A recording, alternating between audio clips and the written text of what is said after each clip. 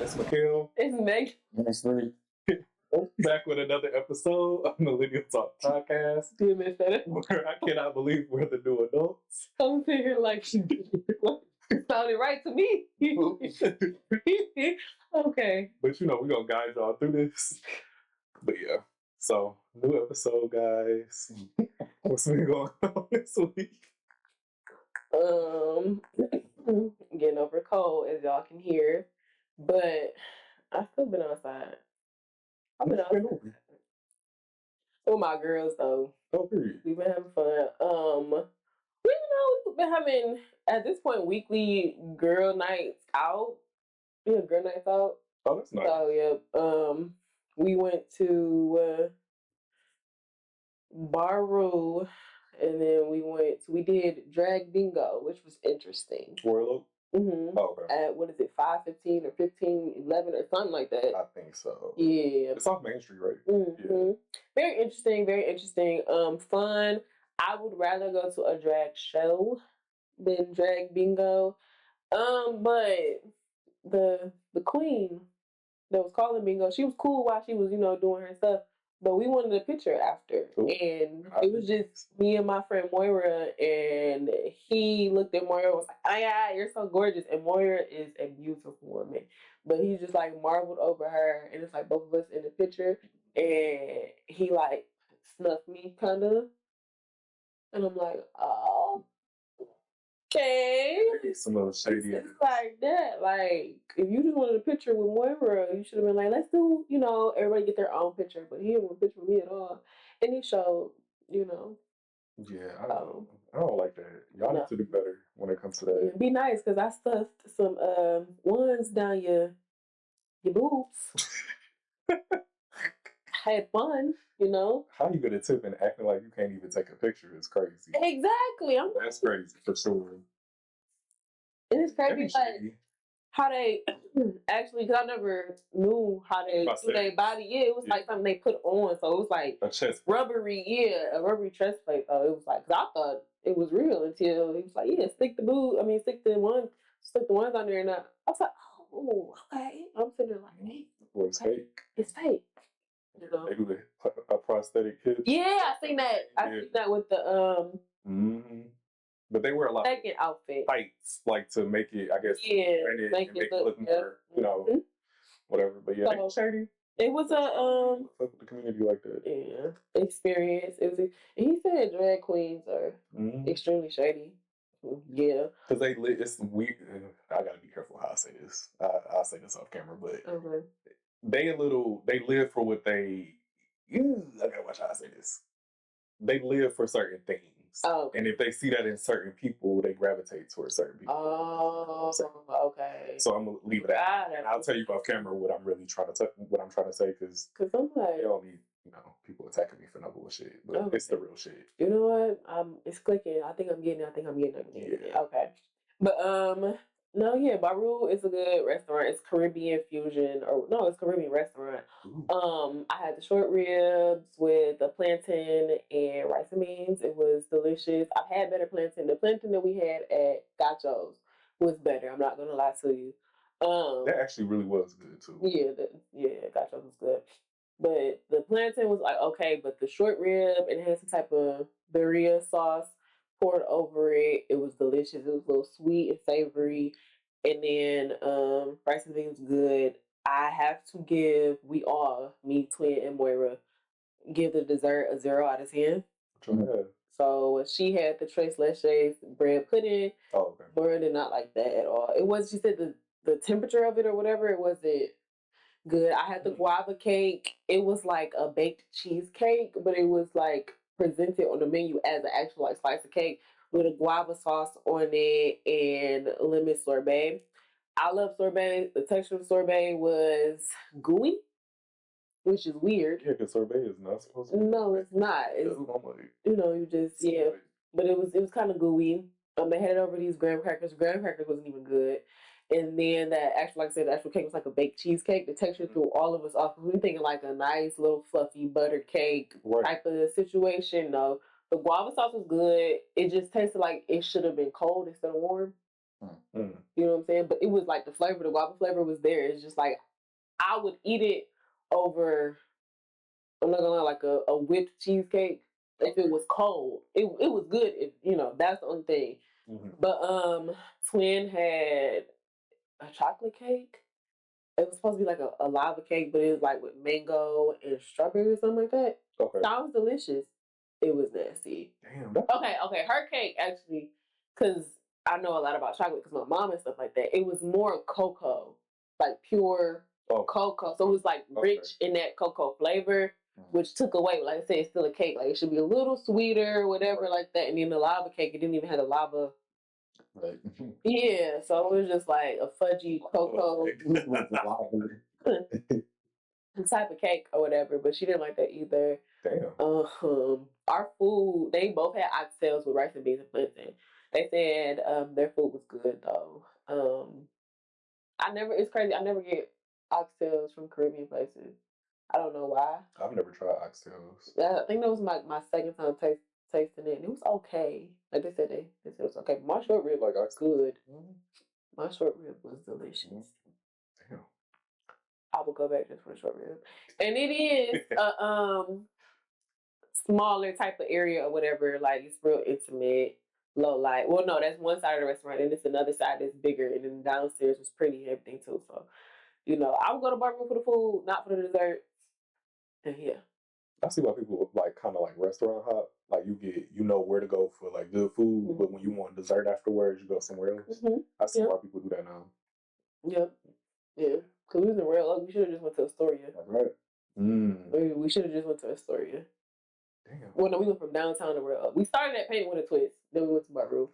Then Drag Bingo and Royal Oak. But we definitely should have just went from Bar Room to Astoria and went down to Drag Bingo. Damn. Yeah. Very eventful day. We had a lot of fun though. That does sound fun. I want to do like more art, like artsy stuff. But my week was trash. Even though I'm laughing and smiling right now, I had a hard ass week this past week. Yeah, my dog had a fever and he broke his nail. And for people that are not like pet owners or doggy type of people, he lost like his whole nail. So it was like the bone was exposed and it was like bloody.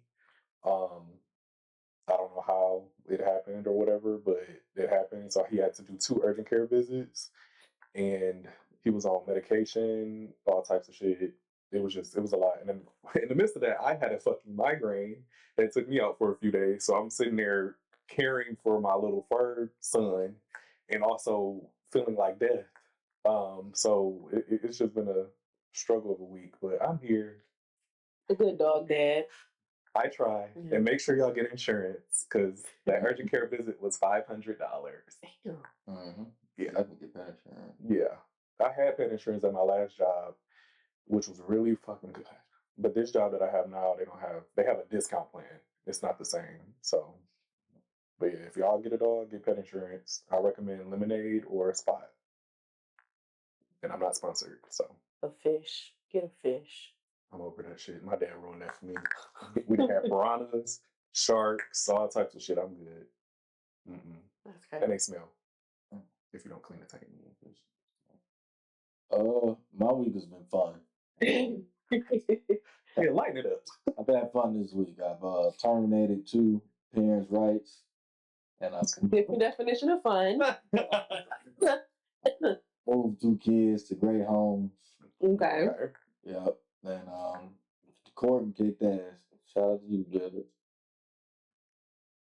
Can't complain. I always love terminating parental rights. It's one of my favorite things to do. Just doing the good people of the city, good service and make sure the kids and the babies is in good, proper care. I know that's right. Yeah. So that's it for me. I really did shit else. Like I told you, I was watching Is It Kate?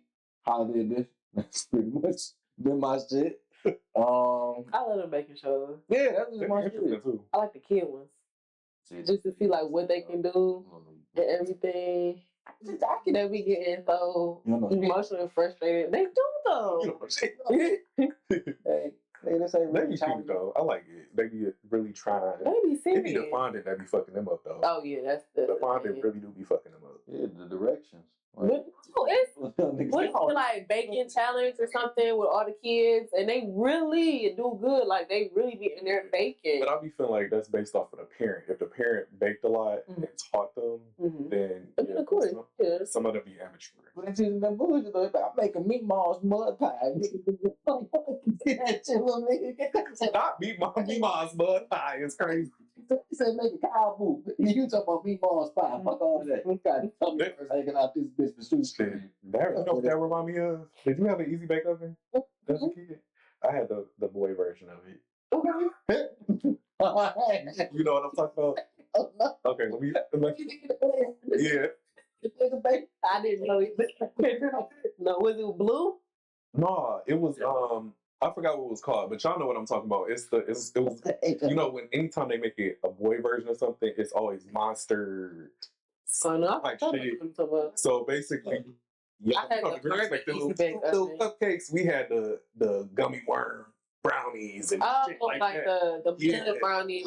Yeah, so I thought I was doing that. I used to do that with my grandma. And my brother just used to use my easy bake oven. Yeah. My sister had an easy bake. I had to shit. No, I He was like, shoot, I want to make some too. Put the powder, mix with the water, stick it in there. Light bulb. I ain't gonna lie. I had one that was just a weird. I think it was like mint chocolate something. It was a weird flavor of mint mixed with the chocolate. I always thought their food was like weird. Niggas trapping on this. I would have got it.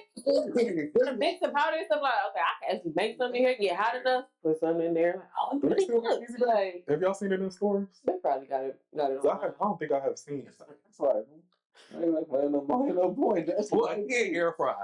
Give me air fry. I mean, that's walking home from school. He walking through the door at 3:00. He getting the little dinosaur bitches, putting them right in the air fry. Not the dinosaur nuggets. I was about to say pizza rolls. Yeah, pizza rolls. Pizza bagels. Fuck out the chicken nuggets. It's a grown ass nigga. Oh yeah, protein chaser. Like, hey, chicken nuggets hit. They do. Something strong. Chicken nuggets. They strong ass little kid.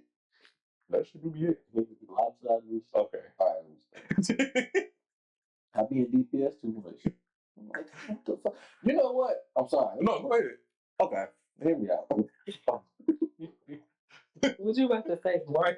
What are you about to say? Doing shit, like doing visits and shit, making people play. So I be going to the state building a lot to do this, right? So like I see people and their kids and them doing business and shit like that, right? So I'm sitting there asking myself, cause I see the mom, I see the dad, and this and that, and some people get attracted, some people. I was like, you fucking like y'all fuck at some point to make a kid like who signed off on this? Like, who said like you know what you and you should fuck continuously and produce children? Like you know what I'm saying? Like, they don't look like they should be. Sometimes like the nigga be kind of fly and shorty be kind of fly. And I look at the person, I'm like, girl, you let that nigga hover over you for 5 minutes. However long. And then you said if they both fly, you still sometimes they be fly. Oh. Like the person that they be with, like the nigga fly, the baby mama sometimes I be like, ooh, nigga. Oh. Sometimes shorty be like put together phenomenal and the nigga, hey, y'all did that. And then sometimes they both be fucked up. And I'm like, wait. Now, who did this right here? Beauty is in the eye of the beholder. Oh, this is a prank show right now. Like, this shit crazy. Like, something. Not just a circus. What's that? What do they call that? Illusions. Hey, that's what they call this shit. This shit is scary. Like, that is a little scary, though. For real, because, like, I be watching, like, yo, who the fuck? But they say it's always good to have an attractive parent and a non-attractive parent. That's how you make a cute kid. Opposed to having two attractive parents and no, because it depends on how the genes split. They do. I mean, they do. I'm daddy talking about the little. If the genes, his genes are stronger for them kids. Like, apparently, they're gonna be ugly.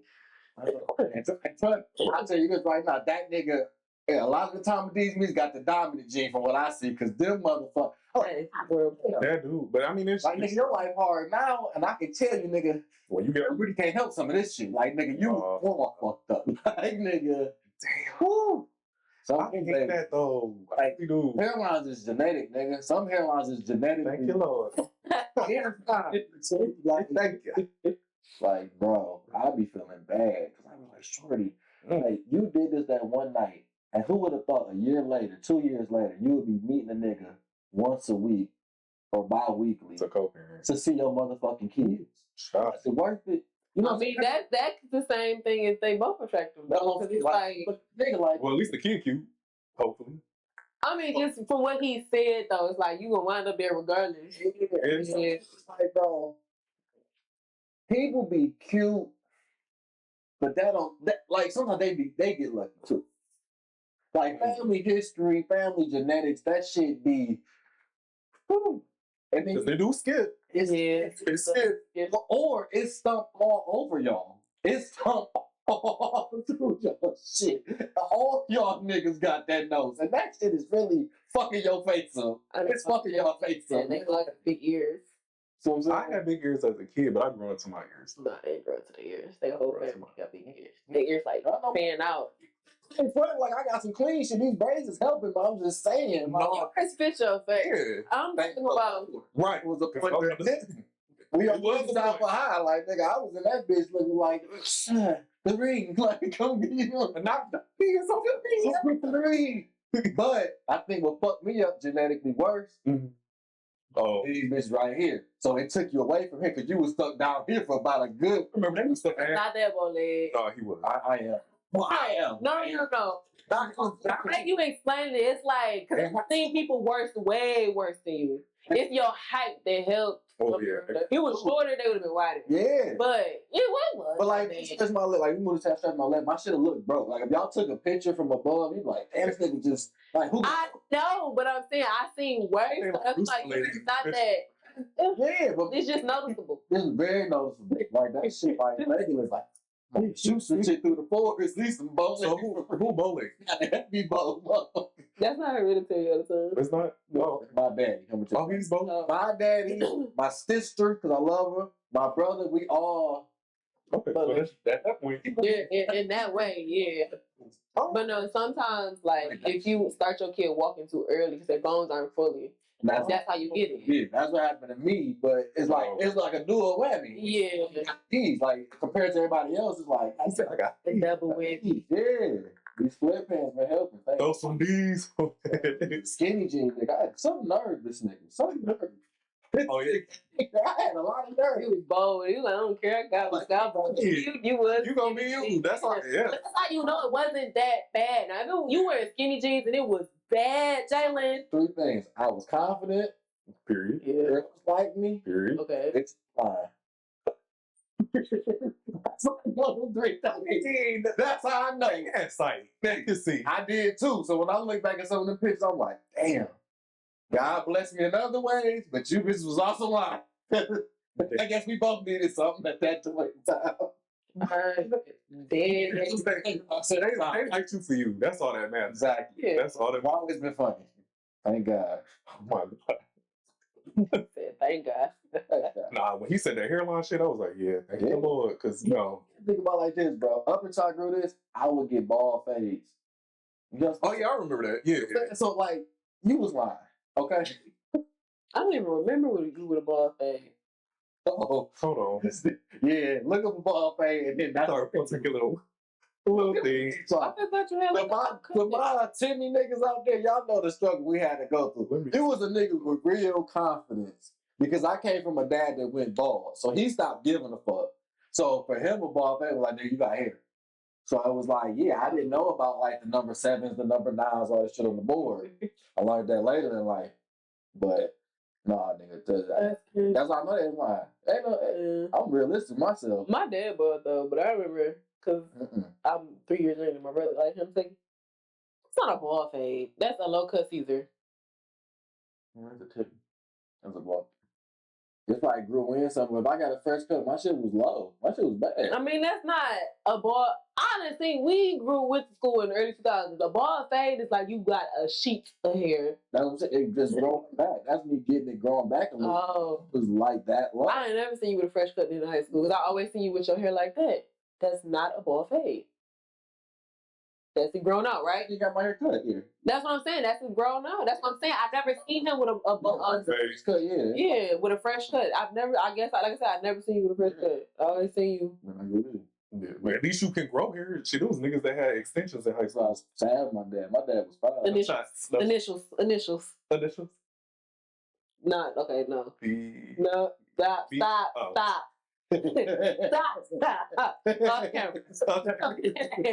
Stop. They had braids and not all theirs. Sorry, y'all. This got distracted. But it was true though. I've been lied to a time in my life. Oh my gosh.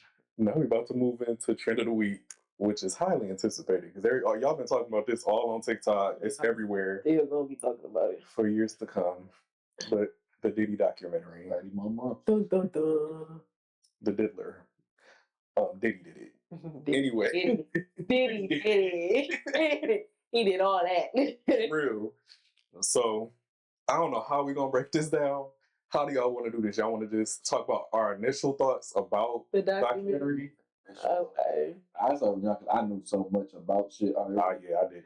My thing is, I guess a lot of stuff been coming out before the documentary anyway. So About the essay, because we got a whole phrase a lot of stuff. Just to SA, the rape, domestic violence, the him not paying his people allegedly, everything that they said in the doc is like stuff been trickling out for over the last couple of years anyway. Yeah, with Kim Porter and how they say she passed versus how people think he had involvement in it allegedly. You know what I'm saying? So I don't even know which angle to take with this man. I just know he is a villain in real life. Yeah, he's a whole villain. I guess the thing, like when we talked about a little off camera, is what stuck out is exactly how the East Coast versus West Coast beef actually started. It was because of him. And then it's like my mindset is like, how did he have so much power and influence?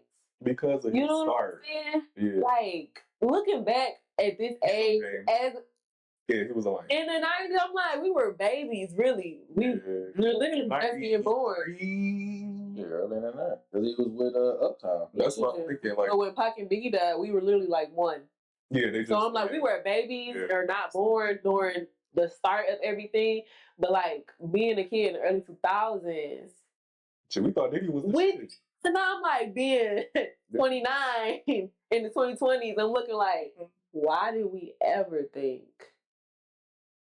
I think for me, it was different with Diddy, at least for me growing up, when I was able to recognize music, because around that time, for when we was like recognized for kids, he didn't have shit come out. Like it was shit like in movies and shit like that we recognized it. But when I think of music, it was like 50, Ye, and them niggas out, Outkast, stuff like that. Yeah. So like he always was like a peripheral kind of like spoken of figure for me, and always attached to Big, excuse me, a lot of the time. Right. So like, and then as I started learning more about shit, I learned about his foul shit that he was doing. So I'm like, I don't really fuck with this nigga no ways, anyways. And then the thing about our childhood was that for me, outside of the stories they told, I started making the band all the other shit. So I'm like, like, okay, he famous, but like just who he was back then. Like looking back, it's like, how did he even? But back to the documentary, like I said, the start of the East Coast versus West Coast thing and his involvement in all of that, how Big wanted to leave the night after that party. And like I said, so yeah, like with his involvement and how everything started, and then how Biggie passed, it's like, why did you have to fly all the way to LA for the producers? Like, you are who you are, head of Bad Boy. Bad Boy, again, at this time was up here. Like, you could have flew the producers to you, especially when y'all know y'all had beef. And then on top of that, Biggie and somebody from the camp was supposed to go to Europe the next day. That blew my mind because it's like, how are you going to force me to stay? You know what I'm saying? And then cancel the tickets just to go to a party and act like you're so untouchable because of what you just did with Death Row and Tupac's passing. So it's like, he really thought he was untouchable, and that's what got Big killed. And I don't like that. That broke my heart. I'm not gonna lie to you, because one, of course, if he didn't have any involvement, or if he didn't think all of who he was, Tupac would still be here, and Big would still be here. Like literally changed trajectory of monumental figures in hip hop. So I didn't like that. That's on the music side, though. I feel like we need to press it. Yeah. And I really like broke my heart. I'm like, you're really the reason they're not alive. Like, you're legit the reason. Okay. And me and got the Diddy bopping on MTV stage. Talking about every step I take. I'll be missing you. Bro, sting. Like Diddy bopping on that man and had him pay for his own funeral. So I was gonna give Big the best. That was my best friend. Sorry, he was so jealous of that man. And they said the he was jealous of him and Tupac. Like, dang, all they want to do is be friends. Well, that's the reason why he set him up. But I don't know, my initial thought process, like we did discuss, there's been stuff coming out prior to the doc. So, you know, mind you, we already kind of know about the essay, like you said earlier on. I think for me, it was more of like really learning the history of what was happening in hip hop. Yeah. That's what I think the key that I was missing. And I wanted to understand like the correlation, because when we was kids growing up, it was always, I used to hear my dad, because my dad is really big into rap and stuff like that. I used to always hear like him and my uncles or cousins talking about like how Pac died and Biggie died and the conspiracy theories of it. But I never really understood, because like you said, we were kids. So, I mean, unless you like Jalen, you was already into the mix of it. But for me, I was just like, shit, I wanted to learn like what actually happened, and to see that he's always kind of been a bit of a violent figure from childhood is kind of like interesting on his upbringing. Like, you started off at almost like, I think it was a private school or something like that. Being a lame, you know what I'm saying? Not lame for going to private school, but just how he presents himself. And they even said like he didn't get his hair cut a certain way. He had it like, what was it? Gumby hairstyle. And I know we talked about this off camera, and certain shit we was not gonna say, but I do want to say this part of it. The drive, because multiple things can be true. The drive of Diddy towards his dreams part of it, I can like commend, like, you know, after like what he wants, but all the other shit that he did, I'm completely against. But to see that he was no affiliate of music, all he wanted to do was like dance, quote unquote, and got into Uptown, you know, made a name for himself in Uptown, and then, you know, whatever, and then that's really when the shit really started going left. I just feel like, damn, it's like you had the opportunity to change hip hop, and you did it in a way that hurt hip hop. You know what I'm saying? So I'm like, damn, like that's really fucked up. On top of that, and to lose, like you were saying, like two big figures in hip hop is crazy. But I feel like they should have did him dirty a long time ago. Like, why are we waiting until just now to like do certain shit? And I get he was a powerful entity at that time, you know, and a lot of people were scared, but it was just like, to allow him to keep doing that shit to multiple people, I think they kept putting 50 is funny as hell for this shit, because every few seconds they would keep showing that over 100 cases have been submitted. I was like, I said that shit too.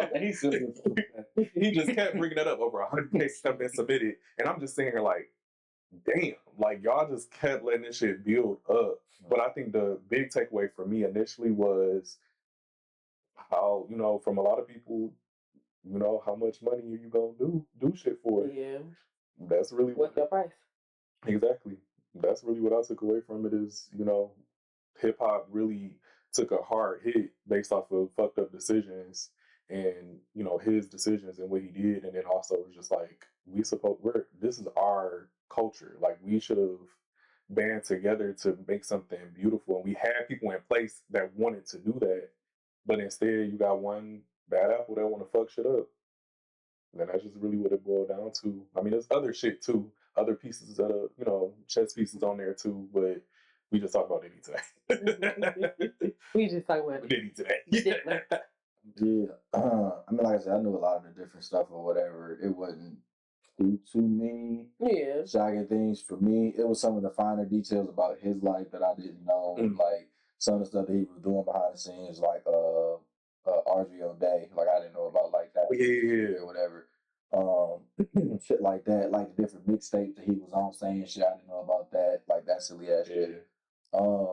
It was really his man's though. Like, don't get me wrong, all his shit. It was the other bad boy, white VP or whatever. Bro, he was so like that nigga there. I don't believe shit that nigga said. Really? I think hell no. That nigga love that nigga. He was kicking it with that nigga. That was his boo thing for real. Cause like, because like, ain't no way in the fuck like it's just me peeping game, bro. Like you just said, Diddy a lame ass nigga from your perspective, seeing certain shit and this and that. You can't come into no office of mine, nigga, any time of day. But let alone to say 9 to 5, nigga, with no bag and threaten me, and I'm about to say, okay, I'm gonna sign.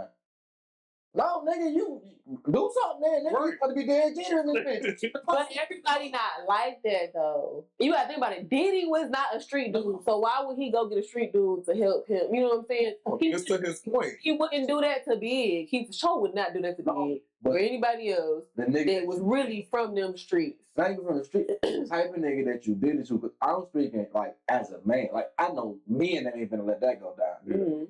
It speaks to the type of relationship y'all niggas had. Where he came in there to be able to do some shit like that. And that's what I'm saying. Everybody not built like that. No, hell no. But that, you his nigga. Like, that's what I'm saying. He went to his nigga and asked him, hell no, niggas ain't like 25%. You got a one of a kind situation. That's what I'm trying to tell you. Like, nigga, that's your boo thing. Like, your boo thing came in the office. He be tripping. He came in that bitch tripping. She like, oh, this his episode. Basically type shit. Yeah. Like, even after that, he stayed with the company for years later. He didn't get fired until he wouldn't do the big shit. Yeah. So, nigga, you was there for another 4-5 years, nigga. So that baseball bat shit, like I said, that sounds like some great. He was like, oh my God, I'll do anything for it. Like, nigga, you still VP and shit. But I do feel like he strategically, and I'm talking about Diddy, strategically surrounded himself with people.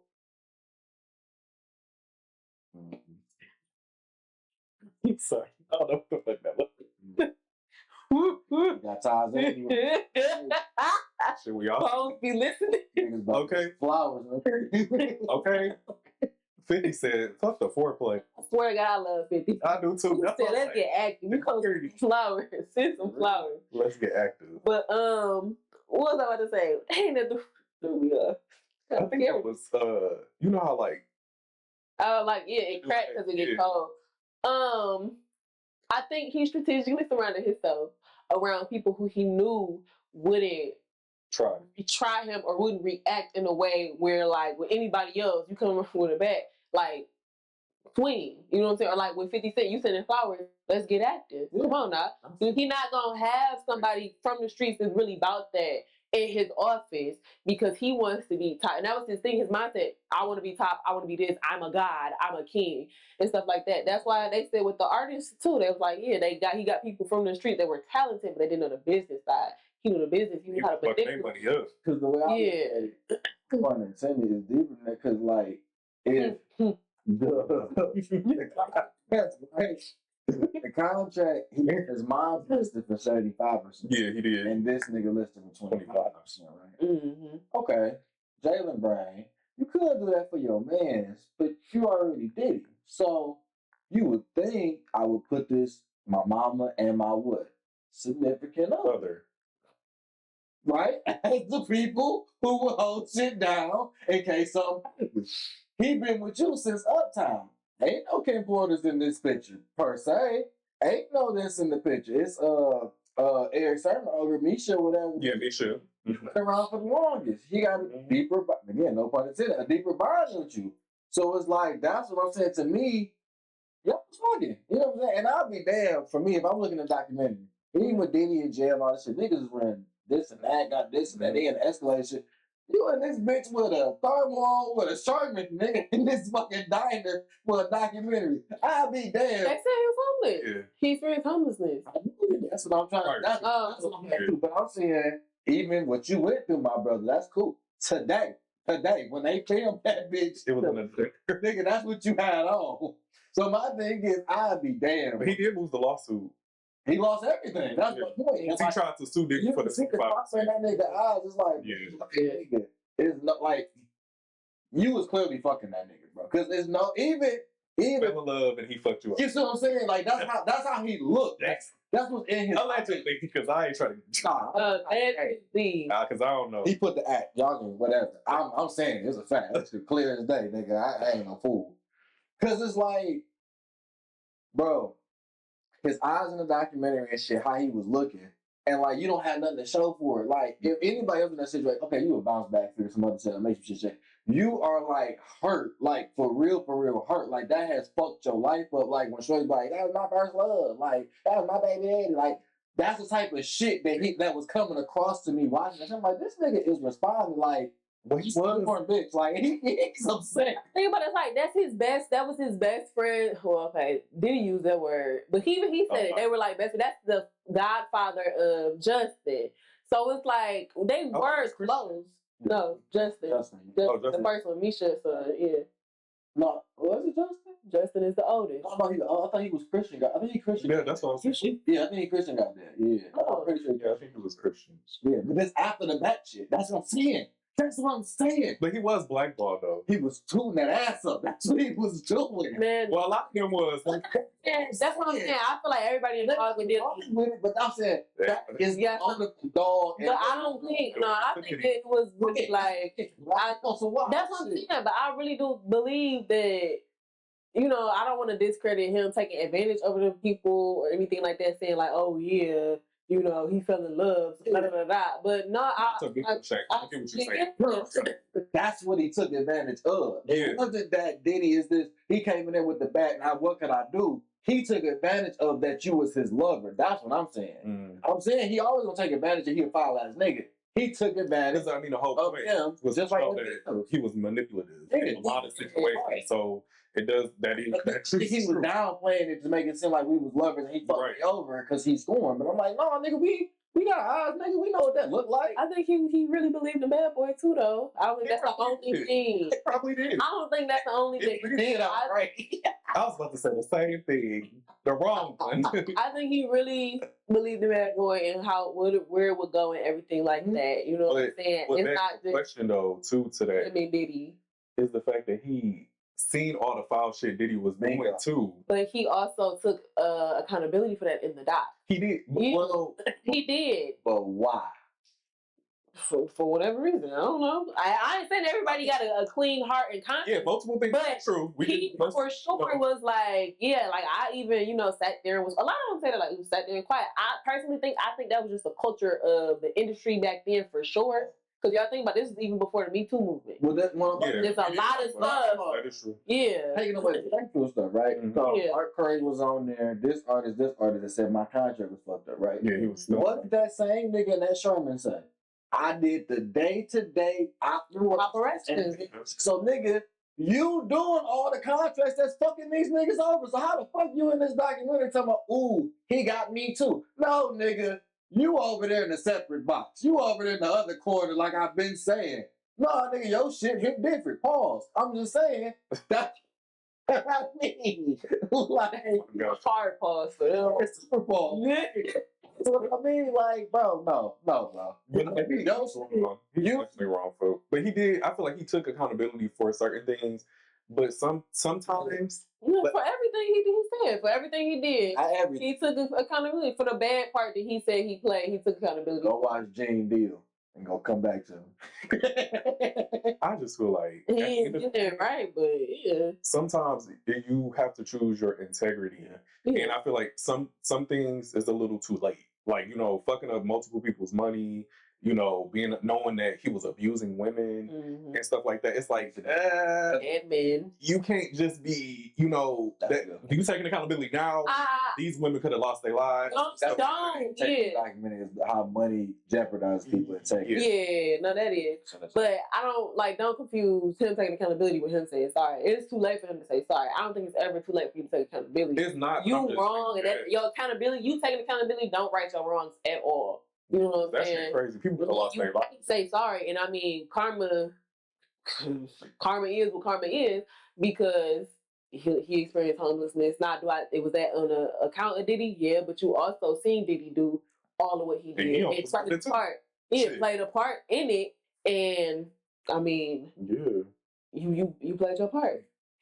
Can we take a break and talk about how Diddy tried to get everybody's woman though? Like that's the part. And that's the thing. Me looking back, it's like, who was this man enough to be like, I'm gonna be Mr. Steal Your Girl? It's literally money. I don't understand though, because when I looked at it, and then I didn't even know. I thought I'll Be Sure was dead. Why? Because he wasn't taking care of just a kid. The kid. I'm looking like, why did he raise Quincy? I was so confused why did he raise Quincy if his that's a question. That's why I'm like, that don't make no sense to me. That is a question that I don't think that I think that we all have, and I think I'll be sure should have spoke on that. But I mean, the documentary wasn't about that part though. Whatever was. Yeah, you know why? You know why? Yeah. Because if we being real, and that's what I was saying off camera, like there has been, because so many people have passed and stuff like that, and I'm not going to speak ill, especially on other day, but it's a perception that we have of these people, or whatever, and then a lot of people try to uphold those images and memories of the people, but it's like in the grand scheme, the shit that we see nowadays with certain people, the money chasing, what they call it, sack check, all that shit is real. And some of these people was that. That's what it was. You know what I'm saying? So it's like, yeah, I'm not speaking to her, but certain situations with women, they move on to the new guy. He got more pay. He got this. I'm just gonna separate completely. Like this is the family now, or people being assertive. Like that's what Diddy might be saying. We already saying all these controlling aspects. So like, come over here and do this, that, and the third. And I want your son too. I want your son too, but him, we not entertaining this nigga right here. This our family dynamic type shit. Like it's more so that, and so like to the thing we were just saying, money over integrity. That's what I'm saying. Like a lot of people involved in this outside of a few. Money superseded their integrity. That's the ultimate thing for a lot of people that was involved in this shit. Whether you didn't say something, whether you was involved, whether it was the people around you, you ignored the warnings, whether it was that you was worried about your career, the money superseded your integrity and your wisdom. For most people, like wisdom I can get, but I can't see. Like I said, my whole question is why Kim, whatever. But I'll be sure you have to sign and say, yeah, he can adopt my son. Not so much adopted, and that's again, we're looking at it in today's time. Back then, that shit was probably normal. It was normal. Like we hear about people selling their kids back in the day in the 90s and early 80s and shit. I hear 1500 and shit, and like they raised the kid, changed the name, got a new birth certificate, all that shit. So it's like it ain't that crazy. And then we talking about a nigga playing with hundreds of M's back then in the 80s. So to go get a nigga shit changed, me on the birth certificate, that's a phone call. That was just a question because it was just weird. Because when I seen Albie Shore get on the screen, I'm like, you probably shot this motherfucker like he alive.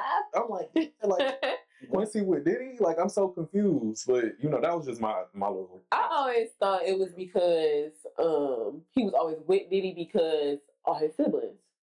Which is fine. You know what I'm saying? Because like that is him. Like him and Kim was together. They had 3 kids together. So naturally. You know what I'm saying? Like even like with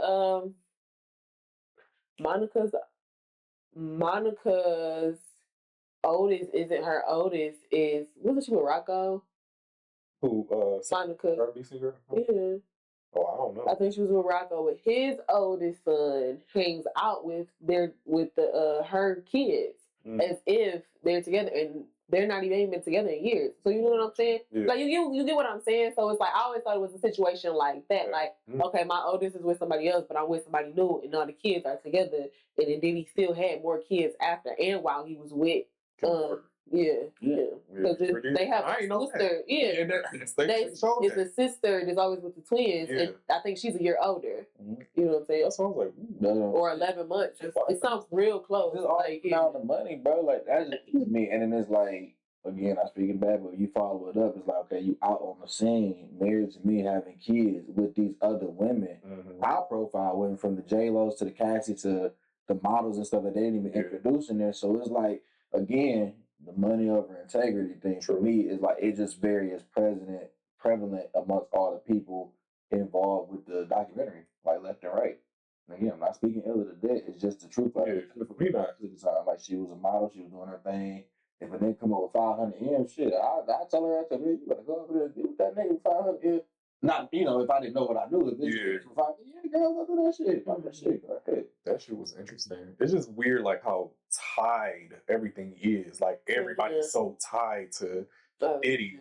You know what I'm saying? And that's the crazy part that I was just like, wow. I feel like that's purposeful on his part. So it goes to manipulation. Or like if I want to work with you, or if I want something from you, then I'm going to find a way to tie you into the BS I got going on, and then hold it over your head, like what he said with the sexual assault, this or SA, I guess SA, like what he like what he said with the SA victims or whatever. What the people were saying about it is like Diddy would do something, or he would can we say drugs? I think, yeah. Okay. He would drug them, do whatever, film it, and then have that hold it over their head. Yeah, like you know what I'm saying? The first lady that came out, she was the one. I forgot. She was in that music video. Yeah, she was. And he denied it. Yeah. Even to now, keep denying it. So it's like I feel like that's just the mindset he had with everything he did. Like, I'm gonna hold something over your head. I'm gonna find a way to control and do whatever to get what I want out of you. To that point, I want to ask this question because we talked about what was his name, Clyde, the one that got 25%. I forgot his name. With the braids and the dreads. So because I know we're not trying to victim shame, but I want to be devil's advocate based off of what I've seen on social media and the questions that people have been asking is like, how? Because I believe multiple things can be true. Mm-hmm. So I feel like you could be a victim, but you can also, when to kind of like bow out. And that's kind of what we talked about with Oh Boy. It's like, if you've seen that he was doing all this crazy shit, your integrity should have been like, you know what? After the first thing, I should have been out. Like, I shouldn't have did that. Yeah. Now, I'm not speaking to the women because I don't want to talk about the SA, but I'm talking about the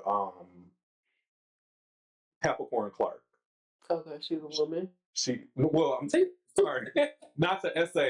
Not the SA. I'm not talking about the SA. I'm talking about the day-to-day of her being the... And you being the... I think she was promoted to the vice. She was promoted. Didn't she start off as an assistant or something like that? Yeah, Diddy's assistant. Yeah. So knowing, because I think her, somebody was saying in her testimony that her stuff wasn't believable, quote unquote. Me not saying it, it was everybody else saying it. One of the jurors even said that. And I want to get to that too. Them jurors. Because the emotion she showed on the stand, it lost credibility or whatever. I'm like, she didn't cry? Yeah, but I mean, I guess you got to be, from what I've been seeing on all these lawyer shows, is you have to have a little bit of like control. But at the same time, just going to day-to-day stuff, like I think he pulled her to a park when she got hired and told her like, I'm gonna take care of you. I'm a, Yeah. Even that. It's because her connection with Suge. With Suge, yeah. That's her connection with Suge. But my thing is, it's like, then, when you found that out, you still chose to take the job. Mm-hmm. Instead of just saying, you know what, him and such got issues, I don't want to be a part of it. I feel like with that specifically, it's like, did she need a job?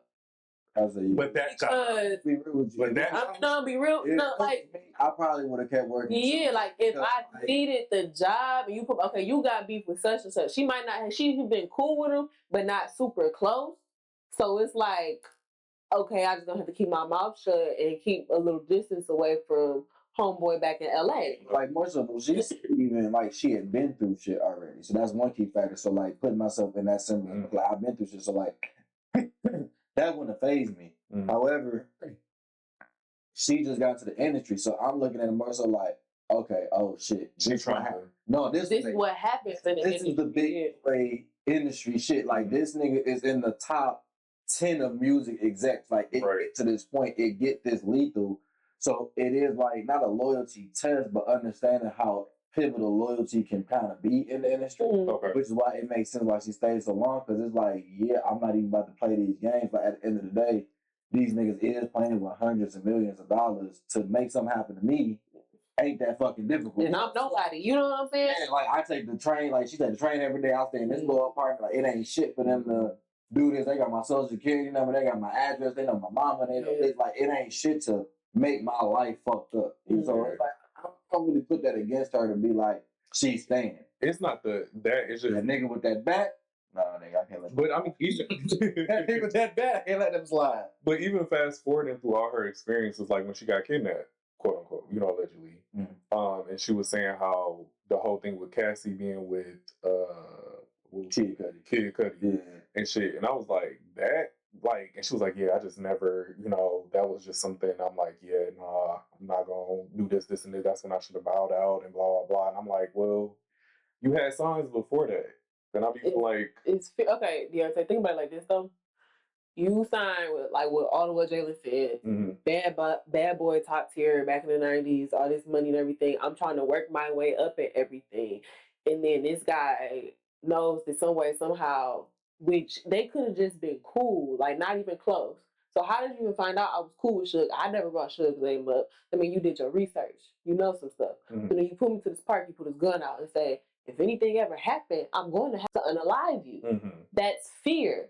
But I also want the job because my dreams and my goals are to work my way up. And if I didn't want to do it on a higher scale, I wouldn't be with Diddy. I would be pushing numbers somewhere else to some unknown label. You know what I'm saying? So then fast forward everything happening, you found out I'm cool with somebody that I never told you with. You got my social security number, you know where my mama stay, you know where my friends stay, you know everything. You got my life in your hands on top of fear. So it's like, how do I move? How can I move? It's not that I don't want to. It's not that all the stuff I'm saying is not wrong.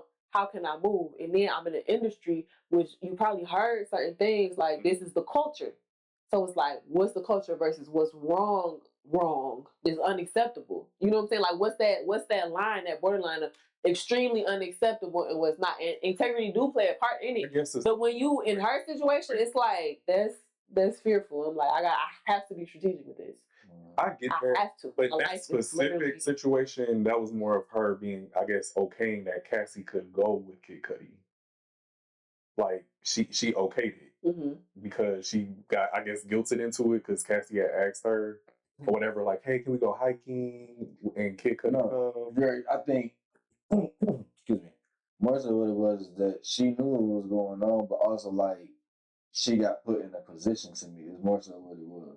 Because one thing that I noticed in that documentary, at least when she told that whole story, is where they stayed at in California, right? So you stand in places that got 2.x amount of $1 million houses and above. Oh yeah, that stayed.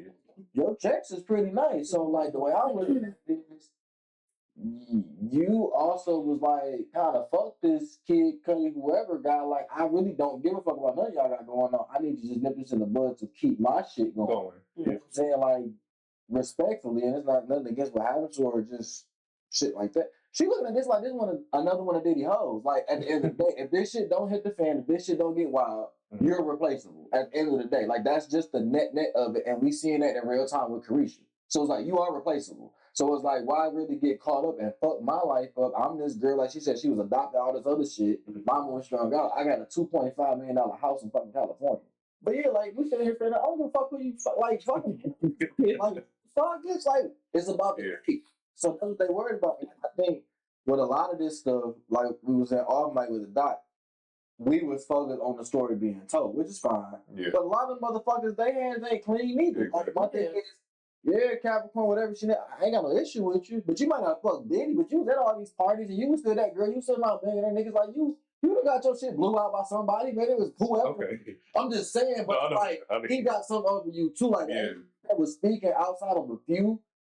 You could tell he had something over them. Like, that's what I said. That's how that was his.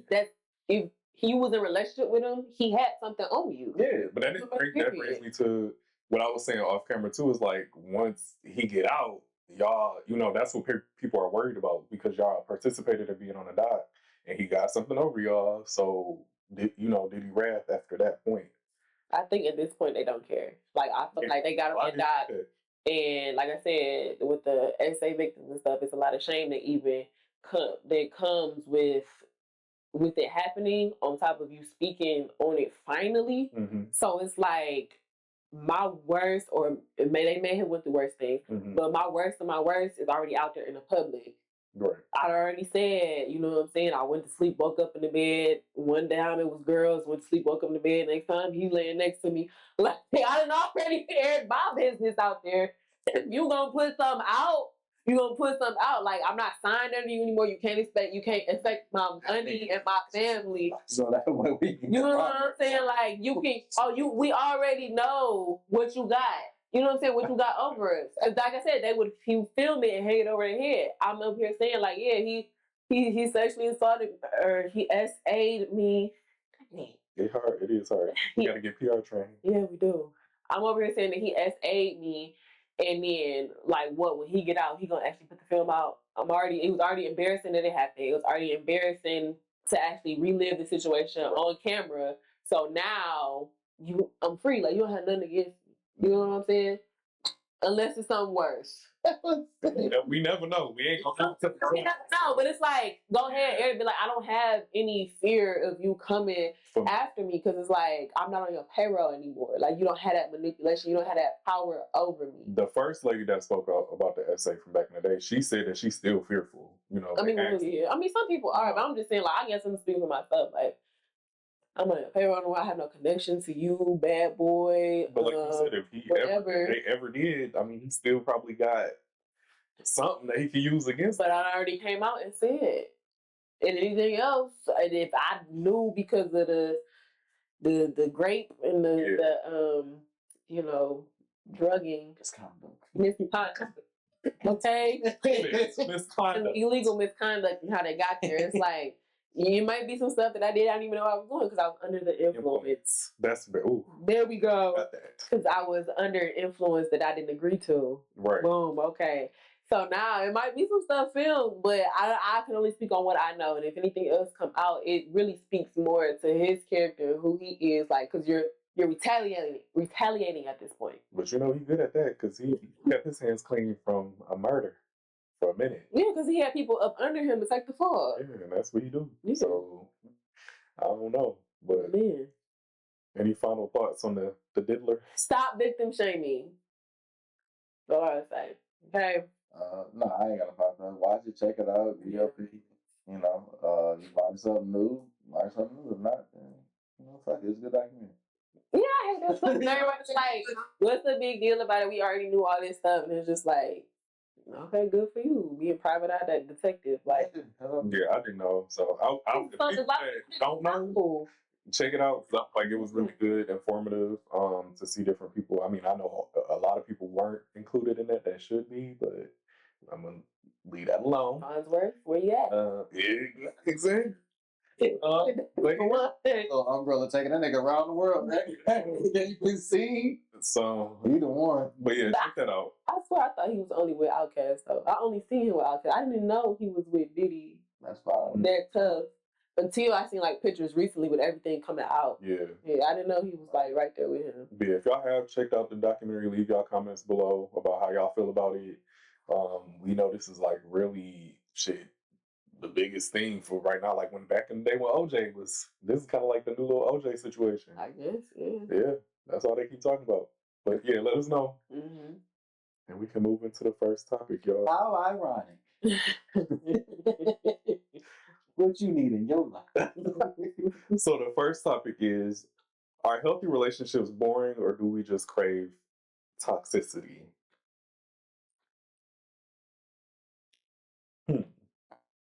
Everybody looking like, I mean, obviously we're not speaking for ourselves. We're speaking on what we see naturally, I feel like. I think people on social media have thrived from seeing toxic relationships and they've, been able to monetize off of it. I don't think it's something that people naturally would want. But I just feel like that's something that's being monetized a lot that we are seeing. Now, me personally, hell no. I mean, I don't want my relationship to be boring, but I do feel like, yeah, I don't want a boring relationship, but at the same time, I don't want to cause problems just to make my relationship, quote unquote, like exciting or adventurous or whatever you want to call it. But yeah, I don't know. I don't really strive for like a toxic relationship.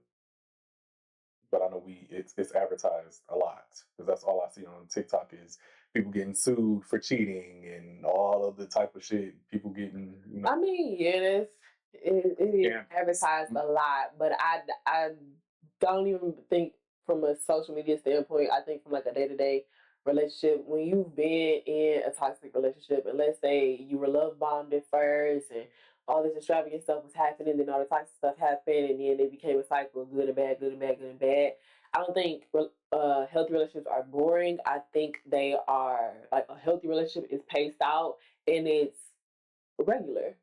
Yeah, like you fit into, like, what we're saying off camera, you fitting somebody into your regular day to day. And if you don't live that lifestyle already, where you're you taking a trip every month, or you doing something big and extravagant, going to big extravagant events and having fun in your own life day to day, then your healthy relationship is going to melt and merge into your life. And if your partner isn't like that too, you are going to melt and merge into their life, and it's not going to be, oh, we're going to the Amalfi Coast this month, and then we're going to the Bahamas that month, and then we're going to go to Aspen this month. Like, no, it's not going to be like that. It's just, like I said, I don't think it's boring. I think it's regular day to day, but I think because we are so not overstimulated, drowned out with people who do live those lifestyles, we expect certain things, like, okay, this is what a relationship or love should be once I get, because I got money, my man got money, or my girl got money, or whatever. And when we get together, it's gonna be like, we gonna have all these fun, do all this fun stuff, or even just, you know what I'm saying? I think that's where the mindset comes. And I think, like I said, I don't think it's boring. I think it's just regular. And I feel like I said this, I don't know, in the last episode or episode before, a healthy relationship just might be y'all sitting in the house and playing board games one weekend, just because, not even because y'all don't have the money, but I'd rather spend time with you in the house and just chill. Like, you know what I'm saying? That's how I feel like it depends on the two people too. Because, yeah, that toxic stuff is something else. But I feel like we've all experienced toxic, and then we get drowned out with toxic stuff on social media too, to the point where we're like, you know what, that does make sense. You get a Instagram or a TikTok philosopher, and it's like, oh, I seen this quote, and it said that if love ain't this, then it's not right. But that's toxic. And now you in this healthy relationship, and no, love is supposed to be this, love is supposed to be that. And even if you've seen it growing up, love is supposed to be this, and you get with somebody that's like, you say you want to do X, Y, and Z, but you know what I'm saying, we got to save the money, or we got to do this right now and grind it out so we can do X, Y, and Z. And you think that because I'm not taking you out to Ocean Prime and Eddie V's every week, that this is a boring relationship. Yeah. So that's my thought process on it. I mean, for me, I just think a lot of times motherfuckers don't have shit to offer, and they pedestalize a lot of bullshit. So, like, it make it to where, like, the boring shit don't seem appealing because it put a magnifying glass on you. So, you know, inadequacies, like, just be honest. That's a good point. You know, if we here in the house or in the Amalfi Coast, motherfucker, if you born or unlikable, you born or unlikable. No matter where we are. That is true. That's 100% true. Nigga, like, it don't matter where we at. Location don't matter. So it's like, that's the reality of shit. Like, fun is fun, and it don't have to do with fun. It's like, it's at the end of the day, what can y'all do together type shit. And I think a lot of times we do pedestalize, like, oh, I'm gonna go to Bahamas and this and that, and what the fuck they doing. It's like, motherfucker, you don't, like, it's like, you don't even like sand touching you. You don't like fuck the bullshit. Like, let's no, I'm gonna give you the stack of motherfuckers. Like, nigga, you don't get pedicure shit for your toes, nigga. You got this crusty ass shit in the beach and shit looking dumb as hell. Oh my God. Like, it's just certain shit that niggas don't even prepare for. You don't even look up what it costs. You don't even have a passport, my nigga. You know what I'm saying? Like, can you even read the application? There's no reading skills up to par. Recognize your inadequacy. And somebody will still love you, but you want me to be like, oh, it's okay, she can't read, she funny.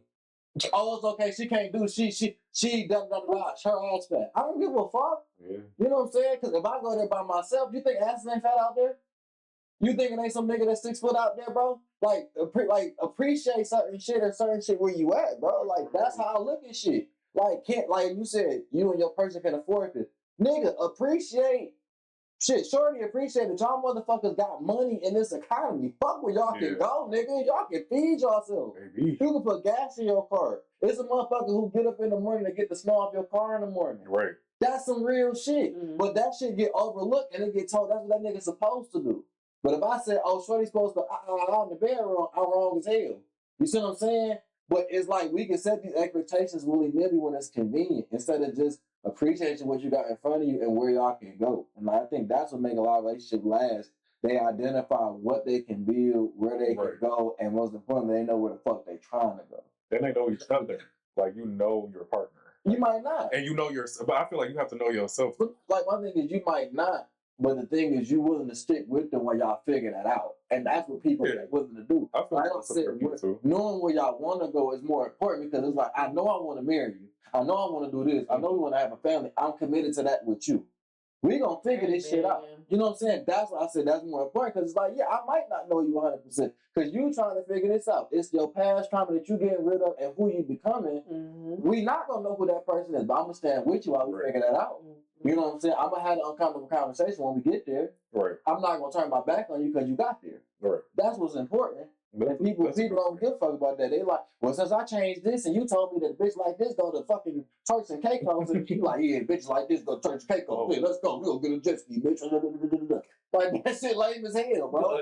Stupid as fuck. Y'all look dumb as hell. I'm weak.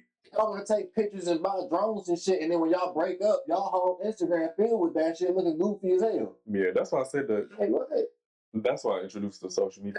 Having shorties get like my fault. No, it pissed me off because we talking about all the time. Stop, niggas. Look, let's back to the niggas. First, the first episode. Look, bro, y'all niggas that go to Jamaica and all these other places and shit with y'all girls and shit. Stop letting them niggas put clay on y'all girl ass and rub it and you standing there taking pictures and shit. You look lame as fuck, my nigga. For the niggas back home and we ain't even on the trip, nigga, I just got off work and I'm scratching my balls. You look lame as fuck by comparison. Cause it's some nigga who got dirt under his nails that can't afford none of the shit that y'all got going on. Damn. Rubbing your girl ass right next to you, nigga, and you can't do shit. That's how I feel. That's what I'm saying. So appreciate what the fuck you got going on. Yes, nigga, you lame if ain't nobody told you. That's it. You know, that's my piece. Yes, you lame if nobody. Yeah, like going to 2026 doing different shit. No, please. That's that kind of lame if nobody told you. Yeah, like if ain't nobody told you, and my act gonna be underneath it, we can have the discussion. But nigga, that shit ain't no way. My shorty know. Like fuck all that. That ain't gonna have me to play. I'm the magic hands in this bitch. Okay, and that's on motherfucker. No, that's motherfucking right. The fuck? Who is this nigga? Niggas back home would need a license, but you gonna let nigga on the raft and some water do that shit with no problem? And I gotta pay this nigga and tip this nigga? Right. I was just gonna say that and tip him? Lost a rabbit ass mom. And tip him is crazy. And we in they economy, they currency, this nigga got $1,000 on me to rub your ass next to me. Oh, you crazy in the bitch. You crazy. Crazy as hell. The fuck? Little dog, but I know friend can't come with us. Ain't that some shit? I'm weak, bro. I'm so weak. You had me, so you lost me. No, I want to see me. I want her reaction. You had me, so you lost me. Like, no, I Maegan agree with you. Let me take the wild shit to get her on the other side. Why my blood boiling? You had me. This brings us back to literally the first episode. It's so crazy. Nah. But no, you talk about it on the set. I cannot. But I'm with you when you're right, though. I feel like at the end of the day, people, they strive for what they see, and they really shouldn't go based off of that. No, like I feel like taking the social media aspect out of it to calm everything down. I feel like a lot of it got to do like with how you raised too. Yeah. Because if you see toxicity, like even men and women, but if you see toxicity, you're gonna expect that. And then, because I was in a relationship, not my last one, but I was in a relationship with somebody. No, I had to say that because I don't know who watch, who don't. And we got beef. What? We talked to you off camera. We definitely got beef. You spoke some stuff in my life. I'm sorry, someone in my life that I'm like, why does stuff keep happening? And I just wonder, I'm like, Beyonce, I mean, Kel, what the hell? What the hell? Like, but no, I had an ex that was so used to toxicity. So used to toxicity. And it's like he knew it, but he couldn't, what is it, institutionalized when prison, people that be in prison. Oh, like unlearn. Yeah, he couldn't unlearn. Yeah. So I would say institutionalized. Is that the word? Institutionalized. It'd be like that. Institutionalized. And so from that mindset, it was like he was in the prison of toxicity. And it's like, dang, you know what you used to. Yeah. You know what I'm saying? And it's like, you mad at me because I'm not reacting in the same way of what your last ex and what your baby mama did, and now you don't know what to do with me. Right. And it's or you think like I'm just a horrible person, and it's like I'm peaceful. Yeah. I'm peaceful. I'm trying to have a conversation and not argue, but you're taking it as an argument because that's what you're used to. You know what I'm saying? Like I'm bringing up something, you getting prepared to argue. Like coming to the stand with an argument. And so I really do think it's like what people have experienced in the past that kind of makes them, I'm just gonna say it, like want the toxicity even if they know it's wrong, you know?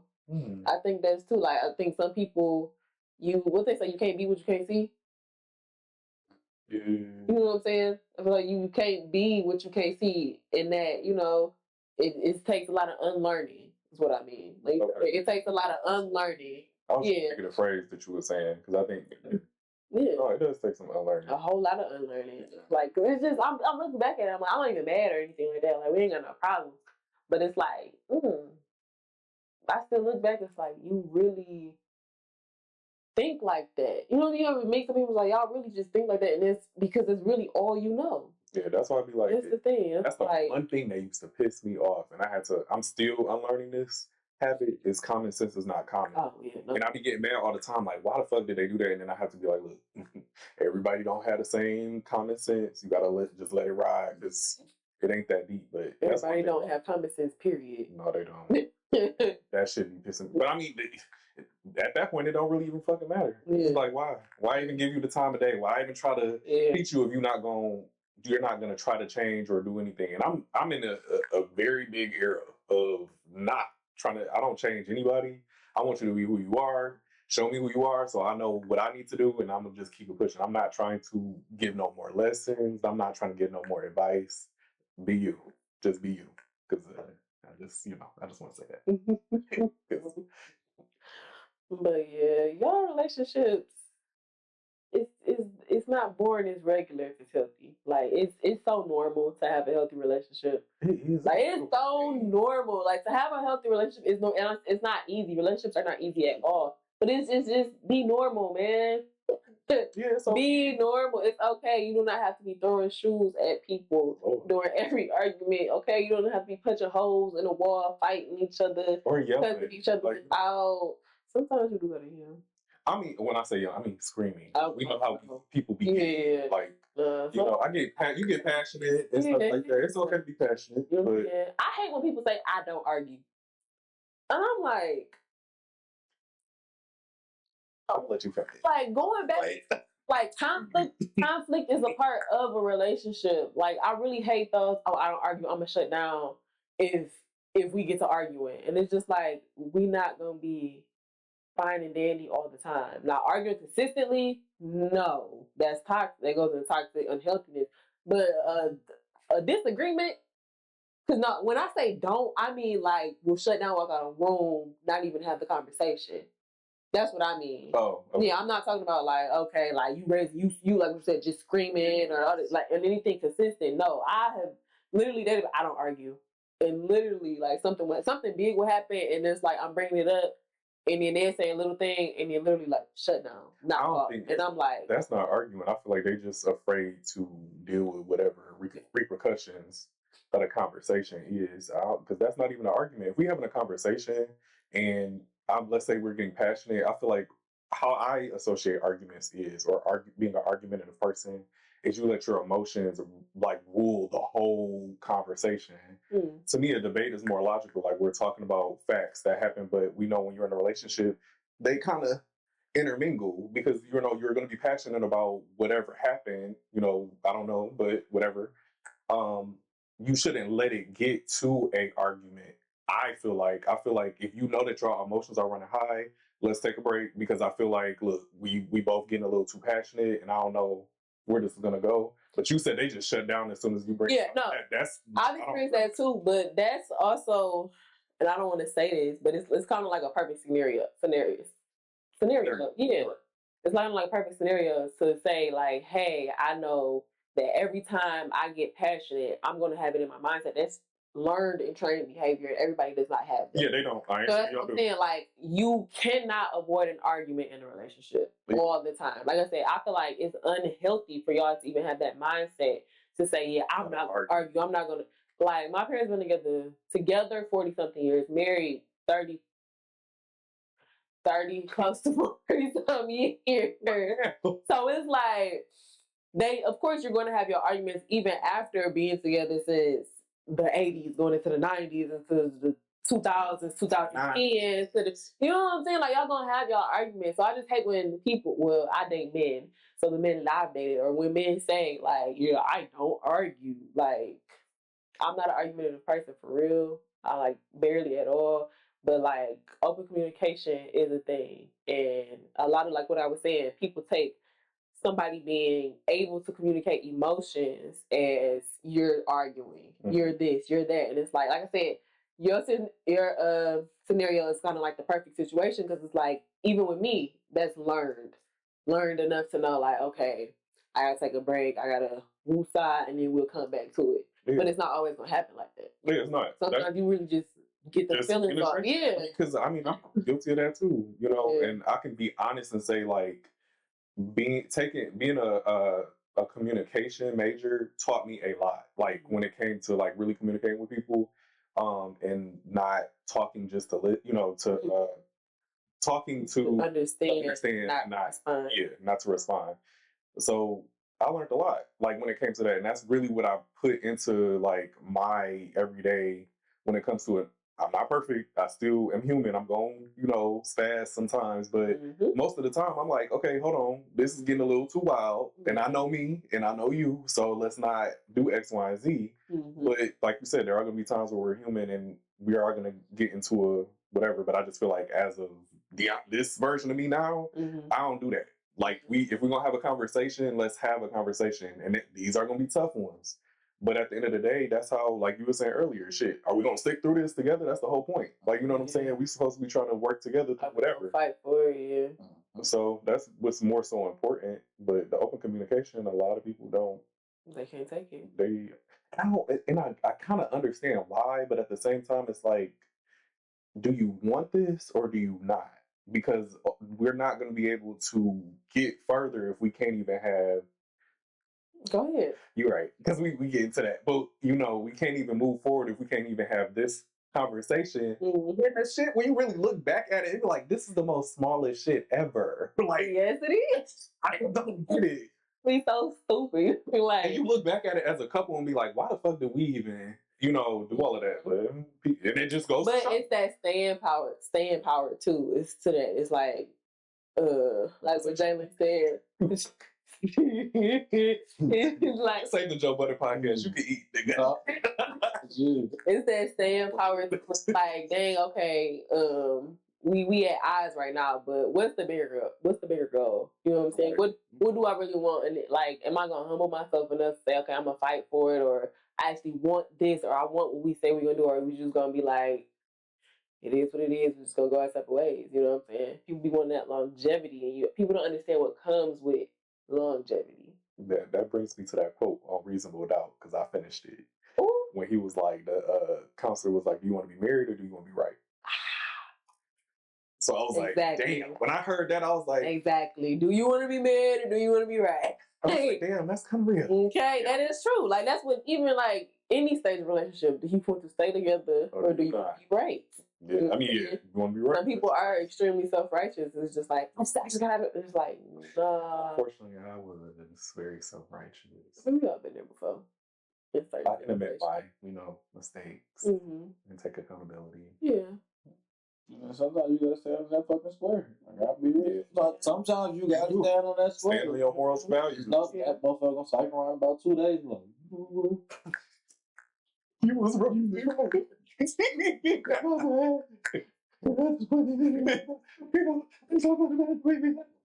then you crying, bro. I'll be like, like